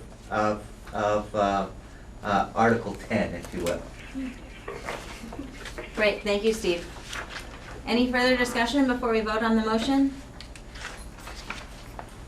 Okay, so the motion is to amend the original motion to include paragraph 7D, Article 15, and Article 16 within the warning text. All those in favor, in the room, please raise your hand. We'll do the phones in a minute. All those in favor of amending the motion, please raise your hands. Okay, I have no hands up in the room. Michaela, are you voting for or against the motion, the amendment? Again. Of course I am. So, and Herb, you're voting for the motion? You betcha. Okay, so we're gonna let the record show that that's 1 for, and then 1, 2, 3, 4, 5 against, and 1 abstaining. And Michaela, did I count Michaela? No, 6. 6 against, 1 1 abstention. 6, 1. So Yep. the amendment does not pass. So I'd like to move to a vote on the original motion, which was to approve Article 10 as presented with the warning text. So all those in favor of approving Article 10, approving the motion, please go ahead and raise your hands in the room. So we have 1, 2, 3, 4, 5 voting in favor in the room. Michaela, how are you voting on the motion? In favor. In favor, 6 for. Herb? I'm voting against that. Okay, so that will be 6 to 1 to 1, and because we have 8 members tonight, we need to have at least 6 for 2/3. Right, and technically we have 7 members voting, which is actually not on my chart, which would be less than 6 for 2/3. There's probably 5. Because 8 is technically 5.3, but since we can't get a 0.3, we round that to 6. Okay, so then that motion passes, so we will incorporate Article 10 as written with the other edits as we have discussed, or as come out. So I think that is basically what we needed to cover on the articles tonight. Steve has suggested that we should make an attempt, not tonight, maybe we can do this next week. We should attempt to call ourselves something, at least in the meantime. I know the last time we did that, we had several motions and nothing passed. So maybe you all could just reflect on that. You know, we have agreed that we think it's beneficial for the new board and this new entity to be able to do some community engagement around what do we really want to be going forward. But for the sake of this report, it would be nice to call ourselves other than new, and for the warning. So there's really kind of, it strikes me that we really have 2 options. So we either should go with Addison Northeast, or we should go with Mount Aim, or maybe you guys have some radical different idea. But really, I think that probably at our next meeting, we should just pick something for the sake of getting it drafted. Steve? Jen, I just want to understand from Steve, I mean, is formulations such as Addison Northeast School District, is that a legally, I mean, is that a name we could adopt? I believe so. I don't know of any reason why you couldn't. All right? Or Mount Abe School District if we Yeah. so chose. All right, thank you. Elin? I want to say I actually think it's easier if it's not one of those two things because of confusion between things that are all going to be existing at the same time. So if it's the 5-town district or, you know, if we know that it's temporary, we don't need to go with the obvious choice, which is, I think, Addison Northeast. And that already exists and it's going to be existing at the same time. Okay, so it's something to look forward to for our next meeting, There you go. although I do want to say, you know, we had dedicated some time to that discussion in the past, and since we have decided as a committee that we really want the new board to do the work of this, I would like us to not do a lot of work in figuring out what we want to just put into the report to call it. So I'll encourage you to come with your ideas and ready to make a decision about it to the next meeting. Then. I will say the precedent in the state at this point for districts to be named for geographic features like Twin Rivers or Mountain Town and stuff like that. So you're going for Mount Abe. Yeah, there you go. Also, a lot of precedent to just go with what exists. Excellent. Steve, thank you so much for being here tonight and for all of your help with this. I will get, I'm not in the office tomorrow, but I will have revisions. I'll see if, I've got a math whiz in the office who will run through we could probably do like 2,000 permutations of population distributions to see how many problems arise in terms of maintaining 15 board members with 2 for each town. Well, you know, the 2 for each town, it wasn't clear that that was a requirement. Okay. Anyway, thank you very much. Thank you. As a closing comment, I'll say you guys have done some really good work. I think you've made some tough decisions. I'm sure getting to where you are, and it shows up in the document that you had drafted, because I really have not done substantive stuff as much as just some technical editing and then trying to refine it to reflect some of the specific goals that you want to accomplish. So you should congratulate yourselves on some hard work. And I will be back in touch. Excellent. Thank you so much. Thank you, Steve.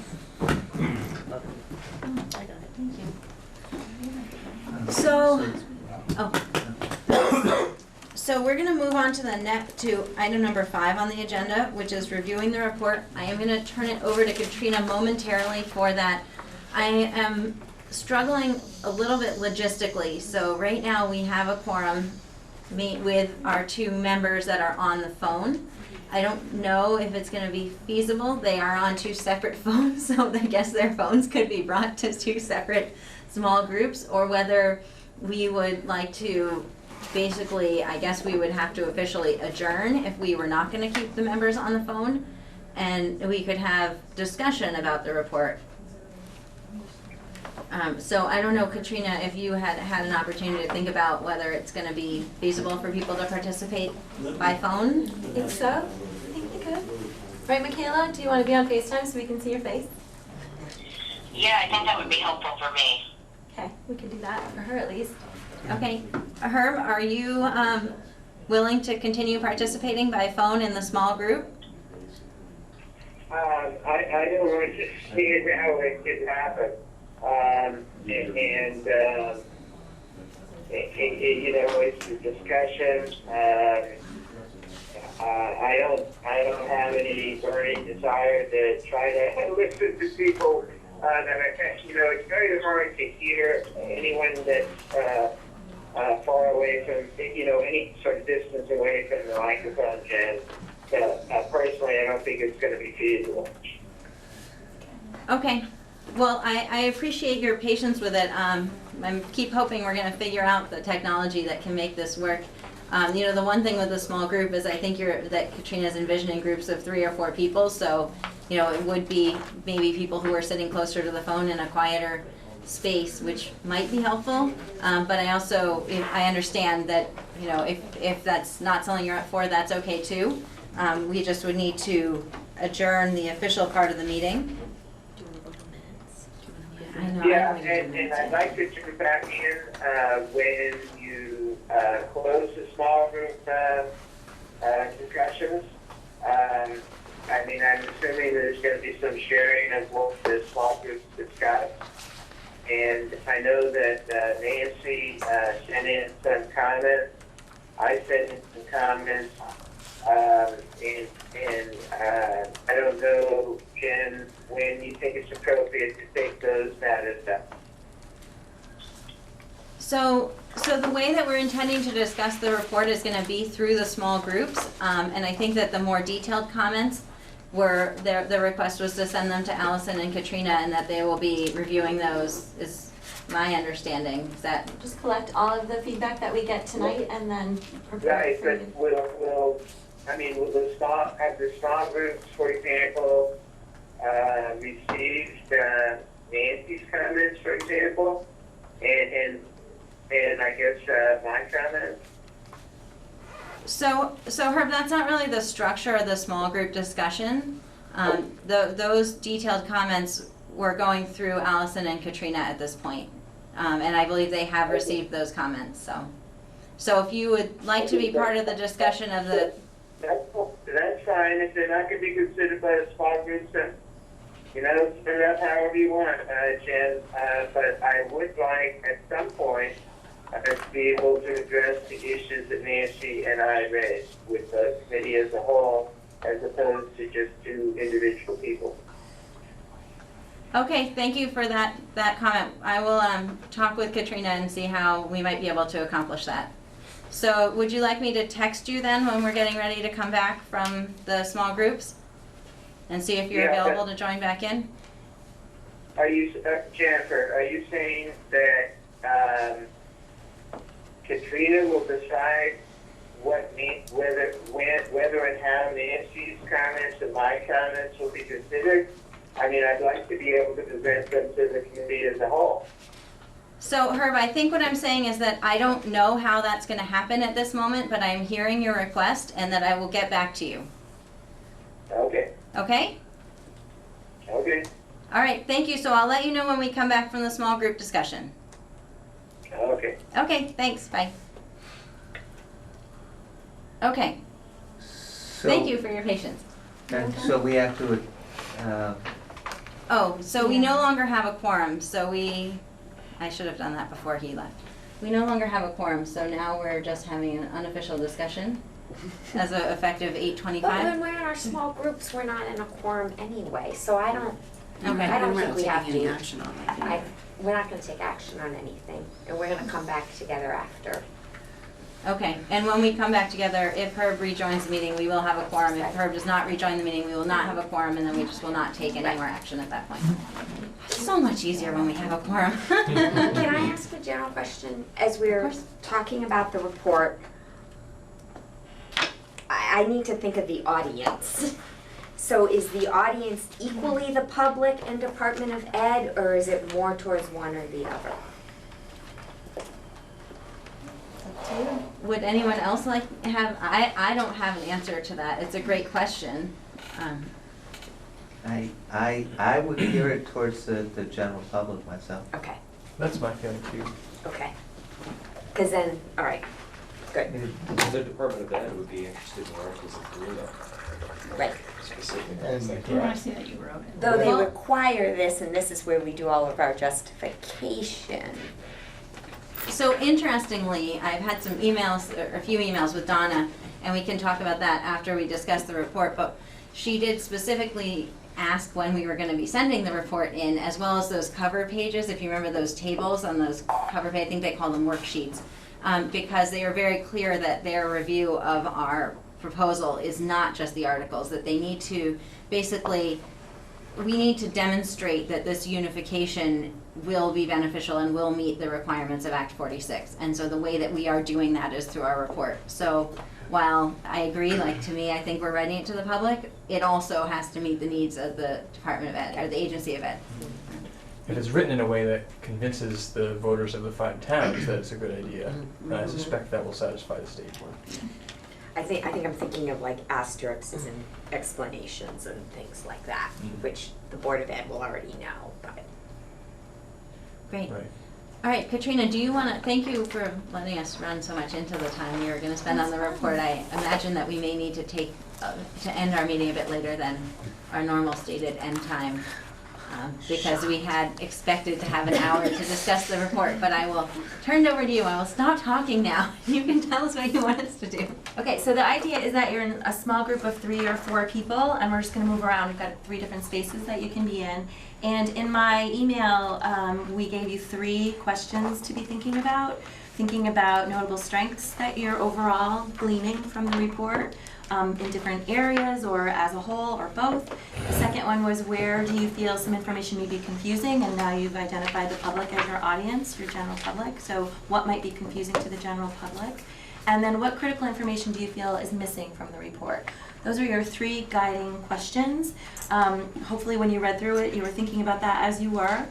What I'm gonna do is just kind of keep you moving in terms of timing through those 3 questions. The idea of breaking up into small groups is really so everybody gets a voice. So really making sure that all of you get to hear one another's thoughts, so that it's not just listening to one person's comments, that everybody gets a chance to talk about it. So my job will really be to keep you moving and through those questions. The best way, I think, really to do it is when you get with your small group, I'll just say, okay, go ahead and go around your circle and talk about notable strengths. We will need somebody to take notes for Shauna, because this could be a nightmare for you. So we'll make sure we have a note taker in each group who's actually jotting these things down, and that way they can just go to Shauna so that she can type it all up for our minutes or our discussion points, or whatever you want to call them if it's not a form. So that's how that will work. And then I'll say, okay, 2 minutes, and then we gotta move on to question number 2, which will be your confusions and then your what's missing. I was hoping 10 minutes per question, so really that's 30 minutes, and I imagined it might go over a little bit. And then when we come back together, depending on the will of the group, we can talk about, you can have a spokesperson kind of just give us some general trends from what you read, but we don't have to belabor that too much, because as Herb noted, there's some written feedback that we also were given. So between feedback that we've been given outside of this meeting and feedback that will get typed up, everybody will get to see the trends in the data, is what I was imagining. Great. And Katrina, can I clarify? I think that the intention is that folks who are visitors at this meeting would also be able to participate in the small groups. Gotcha on my if they want. list, yeah. Cool. Sean and Shauna too, if you want. You've got a lot of hours invested into this place. You know as much as we do at this point. That's right. And you live in the front town. Okay, questions about how it'll work? All right, so I was thinking in this room could be Patrick, Sarah, Stephen, Andy, and Michaela. And Michaela, I'll take care of you on FaceTime in a second, okay? Are you there now? Yeah, got it. I had to unmute, sorry. Okay, yeah, I'm sure you do that a lot. And in the kitchen, Allison, Ed, Mary Kate, Sean, and that's it. The kitchen is right on that side of the wall.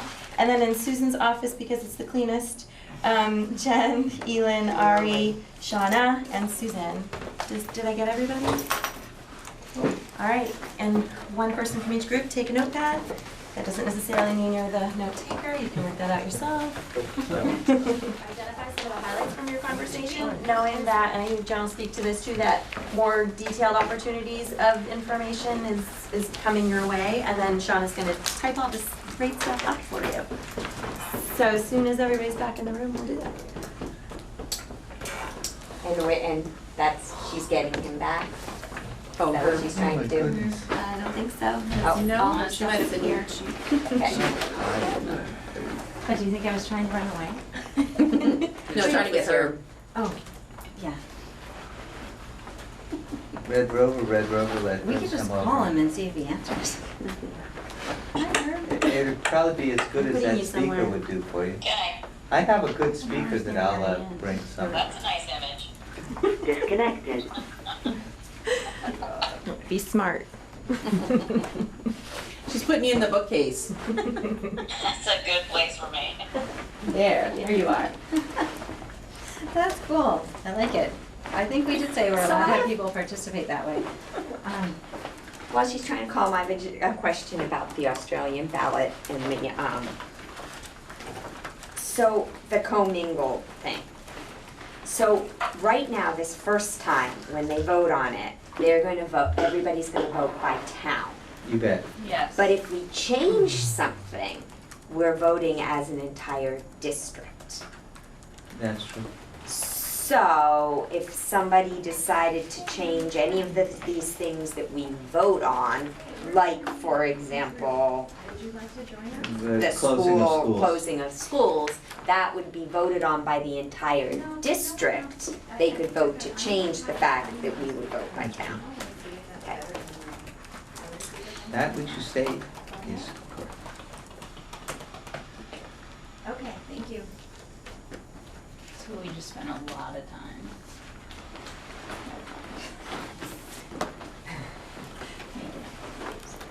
Are we good to do So our highlights? I or- think we're good. Herb is gonna be with us just momentarily. He's on the phone. He was just kind of joining the meeting, so we can go ahead.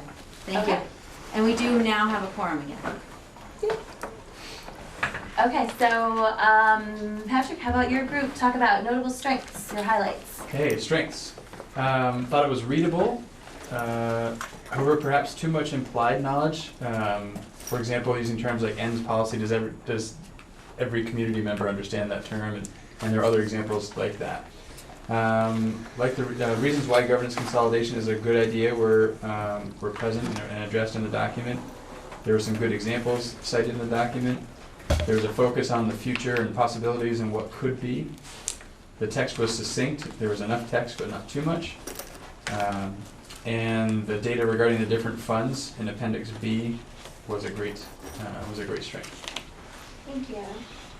Just doing strengths. Yes, just strengths. Allison, your group.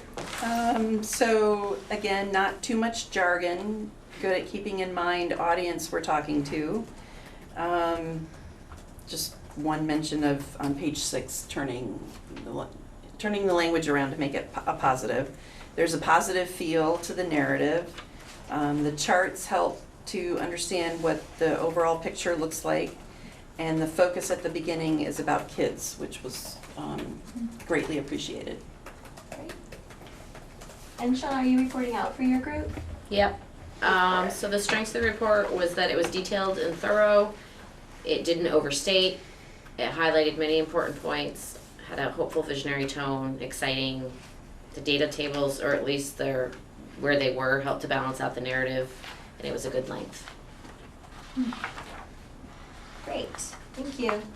I'm gonna pick on you, Sean, and go back around the other way. How about some confusions and again, highlights?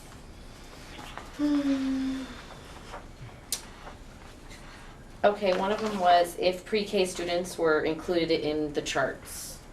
That's been changed. Okay. Less is more. Some sections were too wordy in regards to the narrative. It seemed like perhaps maybe paragraphs could have been more like 1 or 2 sentences. There was some mention around language in regards to superintendent's time. Maybe not. I think you guys have talked about that before, but sort of like not having it be all around the superintendent's time and how they're spending time, because you don't want people to just be like, well, we don't really care about the superintendent, this is about the students. So somehow, I think there was some careful wording, but maybe something more. Some of the charts were confusing. That's really general, confusing, that's what it's, some of the charts were confusing. Confusion around tax rates. And then I think it was Jen said that sometimes we weren't sure what we meant. Was it the NESU or was it Vermont? Or who is we?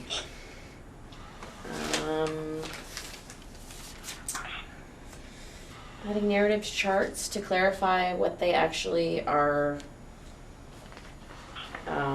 Actually, Ari said it in a really good way. So we need to provide figure captions and table captions Yes. so that each chart and table is clear in what point it is Yes. punctuating or supporting. Yes. And so Right. we need to be very careful that that we only provide enough information to support the argument and not to distract the readers.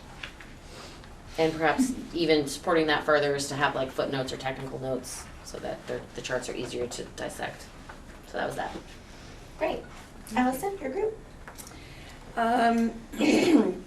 So confusing, the narrative assumes how it will be in terms of policy governance. Who knows if we'll be using policy governance, so maybe say good governance instead of policy governance. There was a lot of info about state data, but not specific to our district. So if using state data, make it applicable to our district.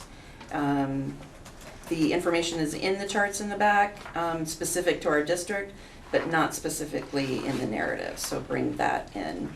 Equity and quality are bedrock to a lot of people, and we should make it clear that if folks feel that their school is a great school, that their great school will not lose control of that greatness and be brought to the middle, down to the middle of the entire district, but rather it's to have the entire district look at everybody's best practices and bring everybody's performance up, above the middle. We do lose the focus after the beginning from being about kids to saving money, so keep the focus on the kids throughout. Again, the superintendent and impact. Include impact of unification on the administrative staff, and as well as the leadership teams who are our chief educators. It's vital to make sure that people understand where cost savings may come from, but it's where the opportunities, increased opportunities for the students are. That's the important part. The chart about board members' pay, it was mentioned that Moncton gets paid based on number of meetings attended. So they've had a lot of meetings in the past year, so their pay is skewed. Some of the charts are confusing.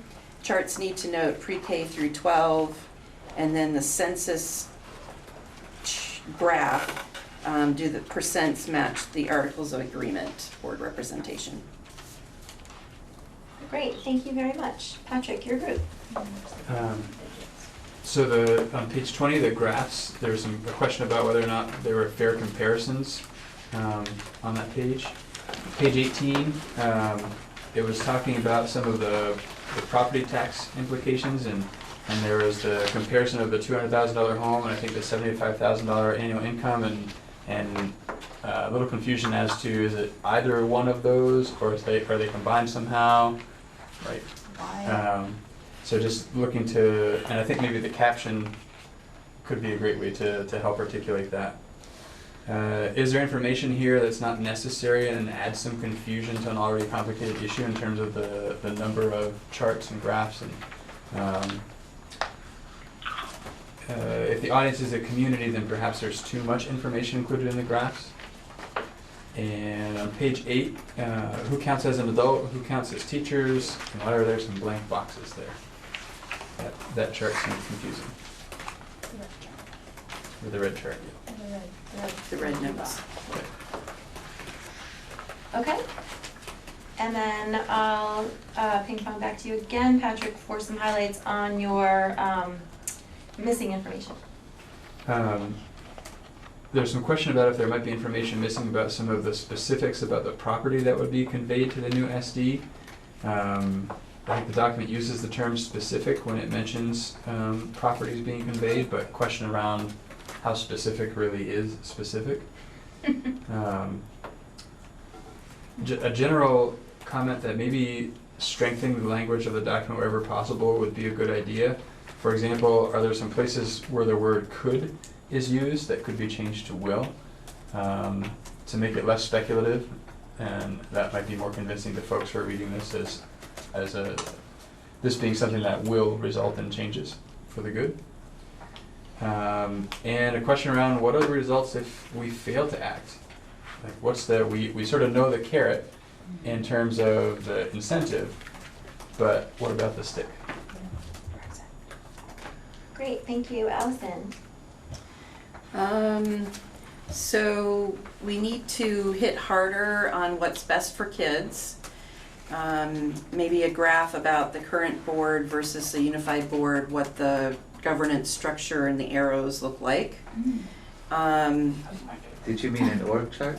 Org chart, yeah, All right. essentially. it might be worthwhile from a town perspective to state what won't change.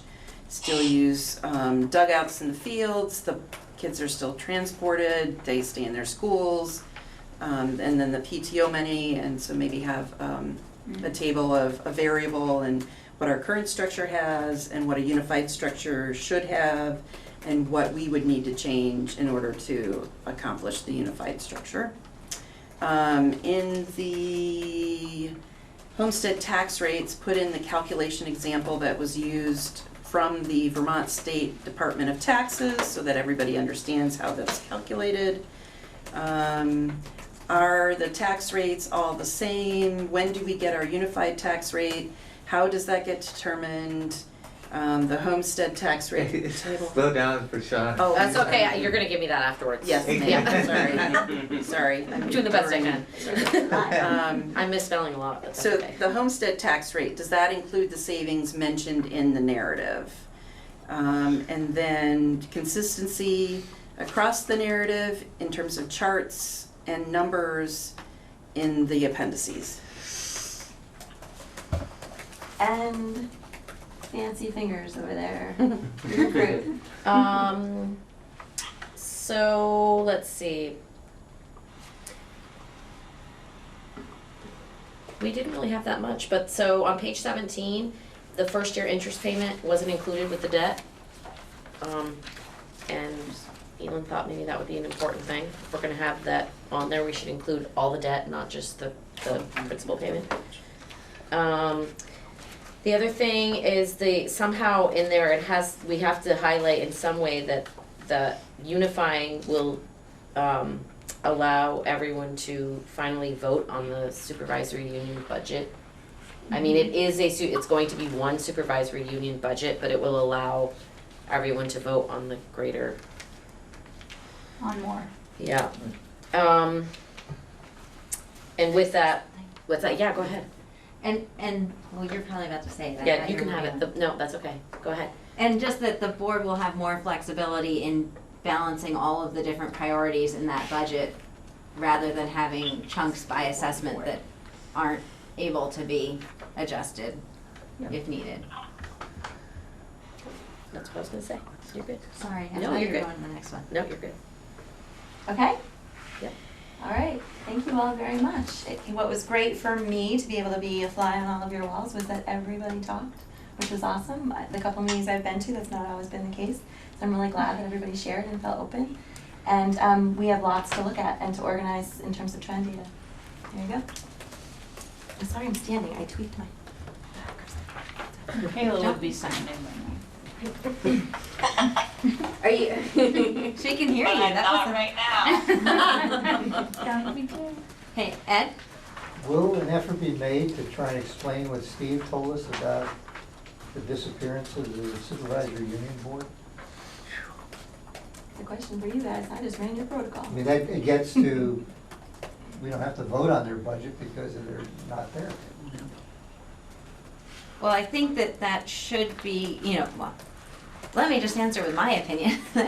I mean, I think that is a critical, that's like foundational to in my opinion, I was really shocked the way Steve was saying it wasn't, but to me, that's foundational in going to this new model. It's that instead of having all these boards, you have one board and you have one budget, and that's, fundamentally changes it. Maybe that chart, I think in your suggestions, that chart with all the organizational flow and all the lines and the arrows, might help to introduce or to have a visual to go with that. It's a two-step process that we're gonna take in one step. We hope. The board state will then definitely know what we mean. We want this one. Right. Arrows. If this isn't what we're saying, then quickly fix it. Yeah. Great. Thank you, Katrina, for running that. I thought that was a really nice way to use small groups. This committee has used small groups in the ancient history of the committee.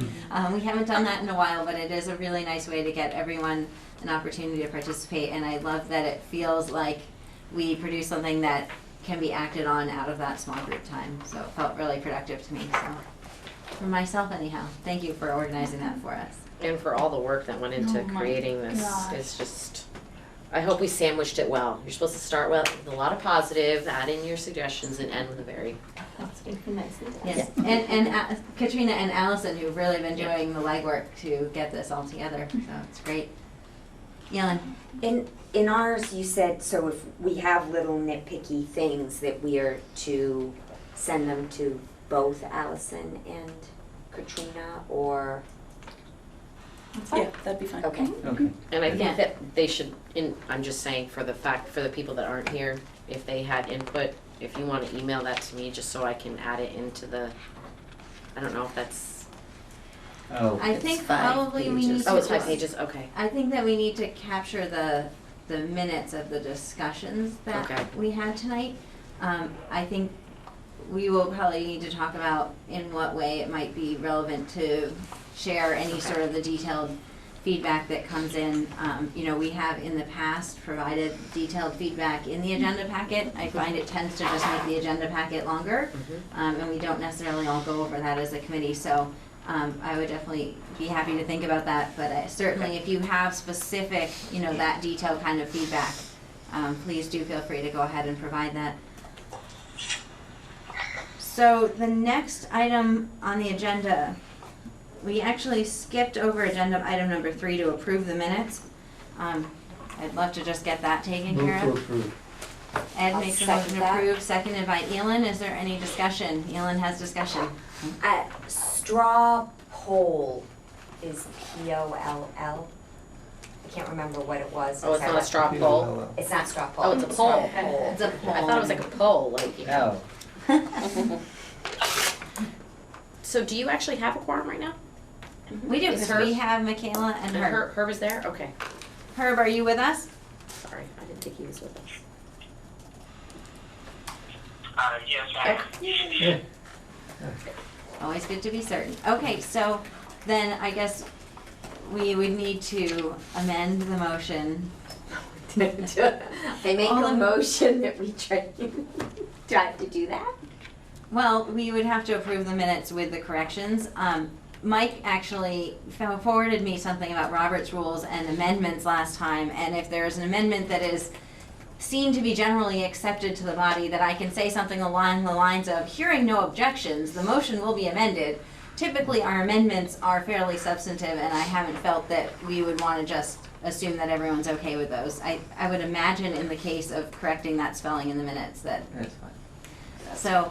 so Elin has offered an amendment to the motion Except with to corrections. accept with corrections, and hearing no objections, we will consider that motion amended.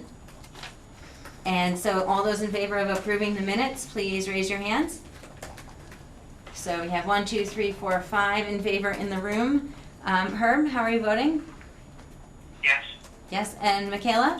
Yes. Excellent. So that's a unanimous vote to approve the minutes with the corrections. Thank you. It's good to take care of that, so we don't have to do that again next week or at the next meeting. So, which brings me to the next thing we have to talk about, which is when we all want to see each other again. And I realize that most of you would probably like to not see me again until the end of the summer, but that not being an option, we did. As soon as possible. We did send out a doodle poll, and thank you to those of you who were able to participate. I know we're really struggling, you know, it's summer, people have plans. Some people are willing to participate in these meetings despite having vacation plans with their family, and they get a super amazing bonus award, you two on the phone, and anyone else who might try to do that. But I know several of our committee members are traveling and are generally not available in the next couple of weeks. Our timeline, which is in the packet, somewhere on page, like the, is it? Yes, on page 5 of the packet, envisions that we would have a meeting next week where we would finalize the report. And that we would, basically it envisions that we have 3 meetings coming up soon, or 4 meetings even. So we have provided a lot of input on the report. What we're trying to get to is having a community forum and an opportunity for the boards to have a presentation about the report. We did ask Karen to send out and try to poll board members on whether they were available. I didn't get a chance to check with her on what that feedback looked like. I do know for our committee that that week looks better than some of the other weeks that we've been looking at. And we could go ahead and have a community forum even if we don't attain quorums for all of the local boards, because there still would be an opportunity for the local boards to discuss the report in August. So really what I think we need to determine is how many meetings do we need to have between now and when we have a community forum is really kind of the driving factor here. And then we will presumably need to meet after that community forum before we get to a reasonably final draft of the report. There is one more important thing that I have learned just in the last 24 hours that I want to share with you guys. It's not like, oh my gosh, but the AOE is actually really interested in seeing our report before it's done, which is kind of cool. So they've been looking at our articles and giving us input, and they are also very interested in seeing the report and reviewing it and giving us feedback before we get to being done. You know, I had kind of understood the process was we had to get done, and then we had to give it to the lawyer, and then we had to give it to the AOE, and you know, at any point that one of those people might go like, you did something really bad, and we would have to, deal with that. So to me, being able to have these things reviewed in process is a huge win. I imagine that because we've had so much discussion on this report draft tonight, that we wouldn't want to send the draft as it currently exists to AOE, that there would need to be another revision to it.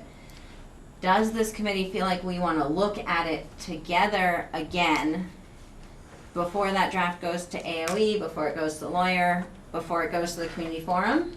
I'm seeing no's on the other reviewers. The community forum seems different than the others. Agreed. Okay, and Herb, you had a comment? Yeah, I was trying to catch what you were suggesting, Jim, and I think you were asking, whether to send the report on to AOE before a next meeting or before a next draft. I would certainly, I'd certainly like to see the comments of Nancy and myself taken into consideration before you send something to AOE. Okay, great. And I guess I would say, and not being the person who's going to be revising the report, but I would expect that any detailed comments that are provided would be considered in producing that next draft of the report. Is that a fair? Katrina's nodding her head yes, and Allison's nodding yes. So I would see that those would be considered in that revision process. The question is really, whether we feel we need to have another discussion as a committee. Keep in mind that having either our lawyer or the AOE look at the draft in no way binds us to what's in there. It just might help to raise, AOE might have suggestions about, some of the things that we raised. Do you really need this chart? Or, I have no idea what kind of feedback they might have on the report. Okay, so Jennifer, let me make it a little more clear. I would like to have another meeting before we actually. I think we need to have another discussion of the report before we go on. Okay.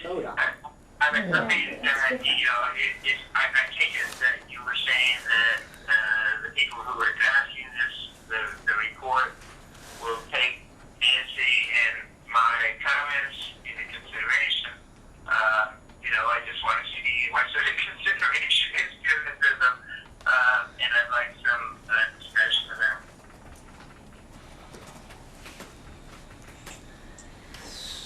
Is she raising her hand? Is that why? Oh. Yeah. Hi, Michaela. Hi. I was just thinking that, knowing that the month of July is challenging to get committee members together, and we have this pretty incredible opportunity to get feedback from the Agency of Education, it would seem like it would be most useful for us to get that feedback from them as soon as possible so that we have the most amount of time to really think about the information that they give us and consider it as a committee. And if we hold off waiting on getting that feedback from them, we're getting later and later into the summer, and that makes me a little bit worried. It feels like this is an opportunity, and the sooner we can, it's not binding us, it's allowing us some information that could be really useful for us. Great, thank you. Any other discussion?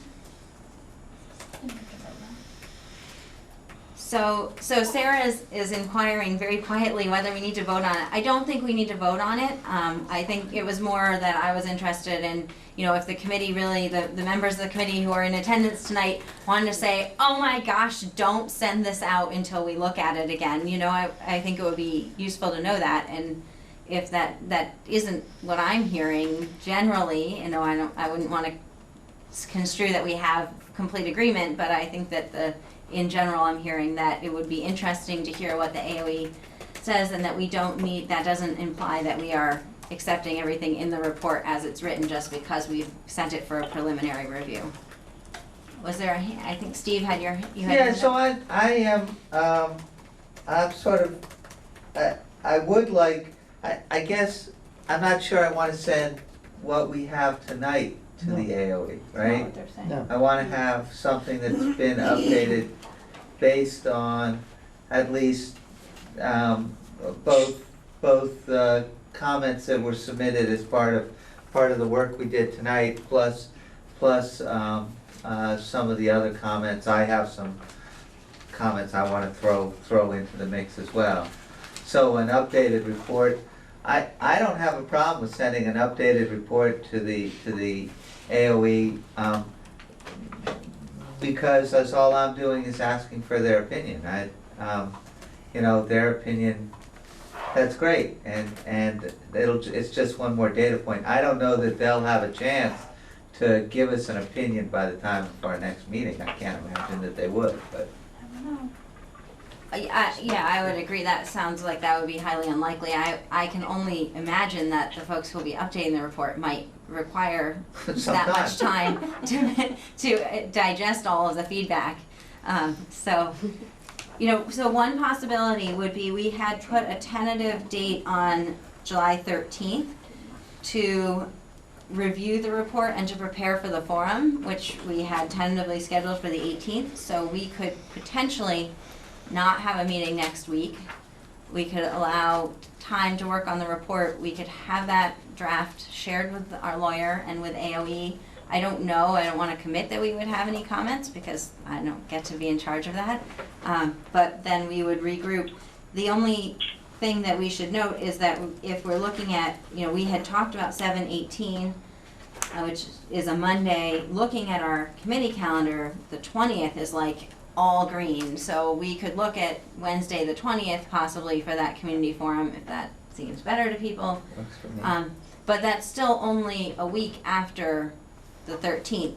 So do we feel that, is that going to allow us enough time? The report would probably potentially require revisions after that meeting, I don't know, before we're ready to send it to the community. We might want the community to at least have the option to look at the report before the forum. That's really sort of, I want to make sure that we have enough time for the time that it takes. And I want to be really confident that when we announce the date of that community forum, that it's a good, firm date. Yeah. So, Herb, you were raising your hand? I guess I'm dubious that the time between if and Jen, I think, a meeting on the 13th to review a revised draft followed by a community forum.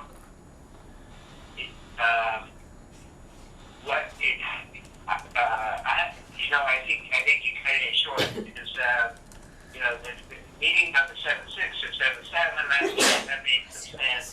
I think what the community, the folks that we're going to be talking to on the 18th need to see the final report. I would think.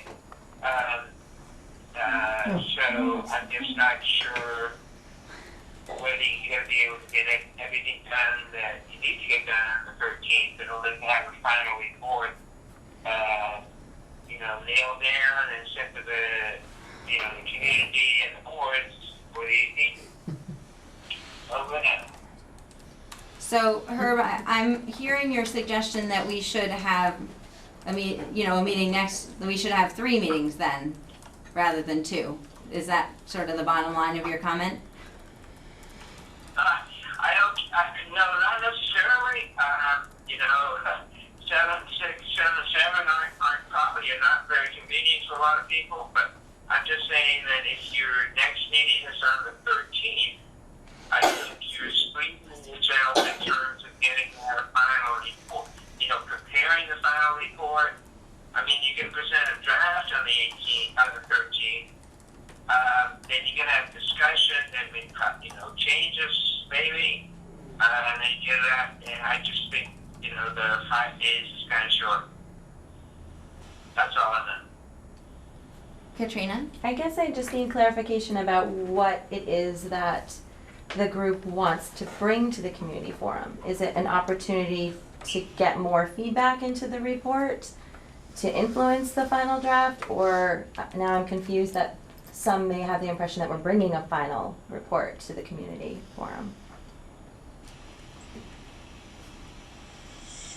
So I can only respond that I don't know that we have clearly established exactly what the goals of that community forum are, although the communications working group will be meeting later this week to be talking about that. My sense, we have had a lot of discussion within this committee about the importance of having community input before everything is final and done, and so I think our goal of having a community forum in the summer rather than in the fall once the Board of Ed has approved it is because it's not too late to incorporate some of those ideas. At the same time, I think we want to know enough that we have a fairly complete draft, and we feel pretty good about the numbers that are in there. I would be nervous if we still had significant questions about the charts, for example, and what those numbers mean. That might cause more harm than good to bring that out to the community. Is that helpful? Mm-hmm. So it's getting late. I'm not looking for you guys to make a motion on this. I'm just trying to get a sense, based on what I can see in the doodle poll, it's questionable whether we would have a forum if we scheduled a meeting for either the 6th or the 7th. Did I say quorum? Yeah. Okay.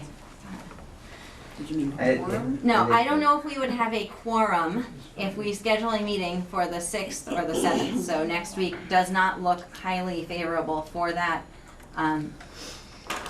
If we feel strongly that we want to get together, we can get together and have discussion, whether or not we get a quorum. I guess I should also ask, I'm looking at Katrina, but Katrina and Allison, if we have a meeting again in a week, what's the likelihood that you would actually have, in a week with a holiday weekend in the meantime, will we have a new draft of the report to look at for next Wednesday? It would basically need to be done by this Friday to get it to folks. Right. If we're not gonna have a quorum and it's just a discussion, it could be later than that. Well, the agenda would need to be warned by this Friday. We have an unfortunate common practice in this committee of sending things when not in the agenda packet. So I would imagine with the short time frame, we could perhaps accommodate like a draft that came out by the end of the day Tuesday, if we met Wednesday. But I don't, I'm asking what is reasonable and what's not reasonable, and I don't want either of you to feel like you can't, take advantage of your holiday weekend plans with your family because you have to write the report all weekend. I mean, frankly, I'm taking a little time on Tuesday, and Monday, but my narrative section is a little less dense than the charts and graphs part, so I really need to defer to you, Allison. It wouldn't be ready to go in the agenda packet, but I think we could have something significantly revised based on the comments that we've gotten, incorporating some of the new information that we need to put in there. I think we can have a substantial revision available. Okay. I also wonder about the expectation of how to use the feedback. I think there's some feedback that we received tonight and have received via email that has some pretty clear trends to them. And then there is some feedback that is kind of an outlier, and it doesn't necessarily go along with feedback from others. So I'm wondering about the committee's expectation to respond to every single thing, or would our job be really to try to incorporate as much as we can around the trend data? So my opinion would be that any work you can do to try to identify trends in the suggestions and to work with that would be most reflective of the feedback of the committee as a whole. But I welcome any other opinions on that. Steve? So I'm just, I mean, we're talking about the possibility of a meeting next week. At least part of it is to accommodate either Herb or Nancy or Mike. What's their availability next week? So, from what I can see in the doodle poll, I'm assuming Herb is still traveling and possibly willing to join us by phone next week. Herb, is that true? Yeah, tentatively, it's, yes, I'm doing my best to participate in every meeting. Great, and I see, it looks like Nancy is tentatively available on Thursday, but not Wednesday. We have other committee members who are available Wednesday, but not Thursday. It looks like we have Katrina Thursday, but not Wednesday, and it seems like since you're doing a lot of the work on this, that's probably kind of important to have you here. Thursday. So it sounds like we're probably leaning towards a Thursday meeting next week. And then we will keep the meeting on the 13th, and the communications working group will go forward in making a plan for the community forum. We will determine in our meeting on Friday whether that would be on Monday the 18th or Wednesday the 20th. And we'll try to look at whatever feedback we got from Karen from the board members as well. I think as far as there's no way to determine from the community what the best date is, but we just need to be sure to announce it we need to announce it imminently so that people have time to plan to be there. Hopefully they'll plan to be there. What time next Thursday? Next Thursday, I assume it will be 6:30 as usual, unless you guys want to start earlier. 6:30 next Thursday here. Okay. Awesome, thank you guys. So with that, we're gonna table the other business section of the agenda, and we are going to, I would welcome a motion to adjourn. So moved. Great, seconded by Elin. All those in favor of adjourning, please raise your hands. I guess we usually just say aye for adjourning, right? Is anyone opposed to adjourning? Oh my gosh. Okay, that's unanimous. Thank you guys so much. Sorry we ran so late this evening, but I really appreciate everyone being here. It's like, see ya. Like, I'm out of here.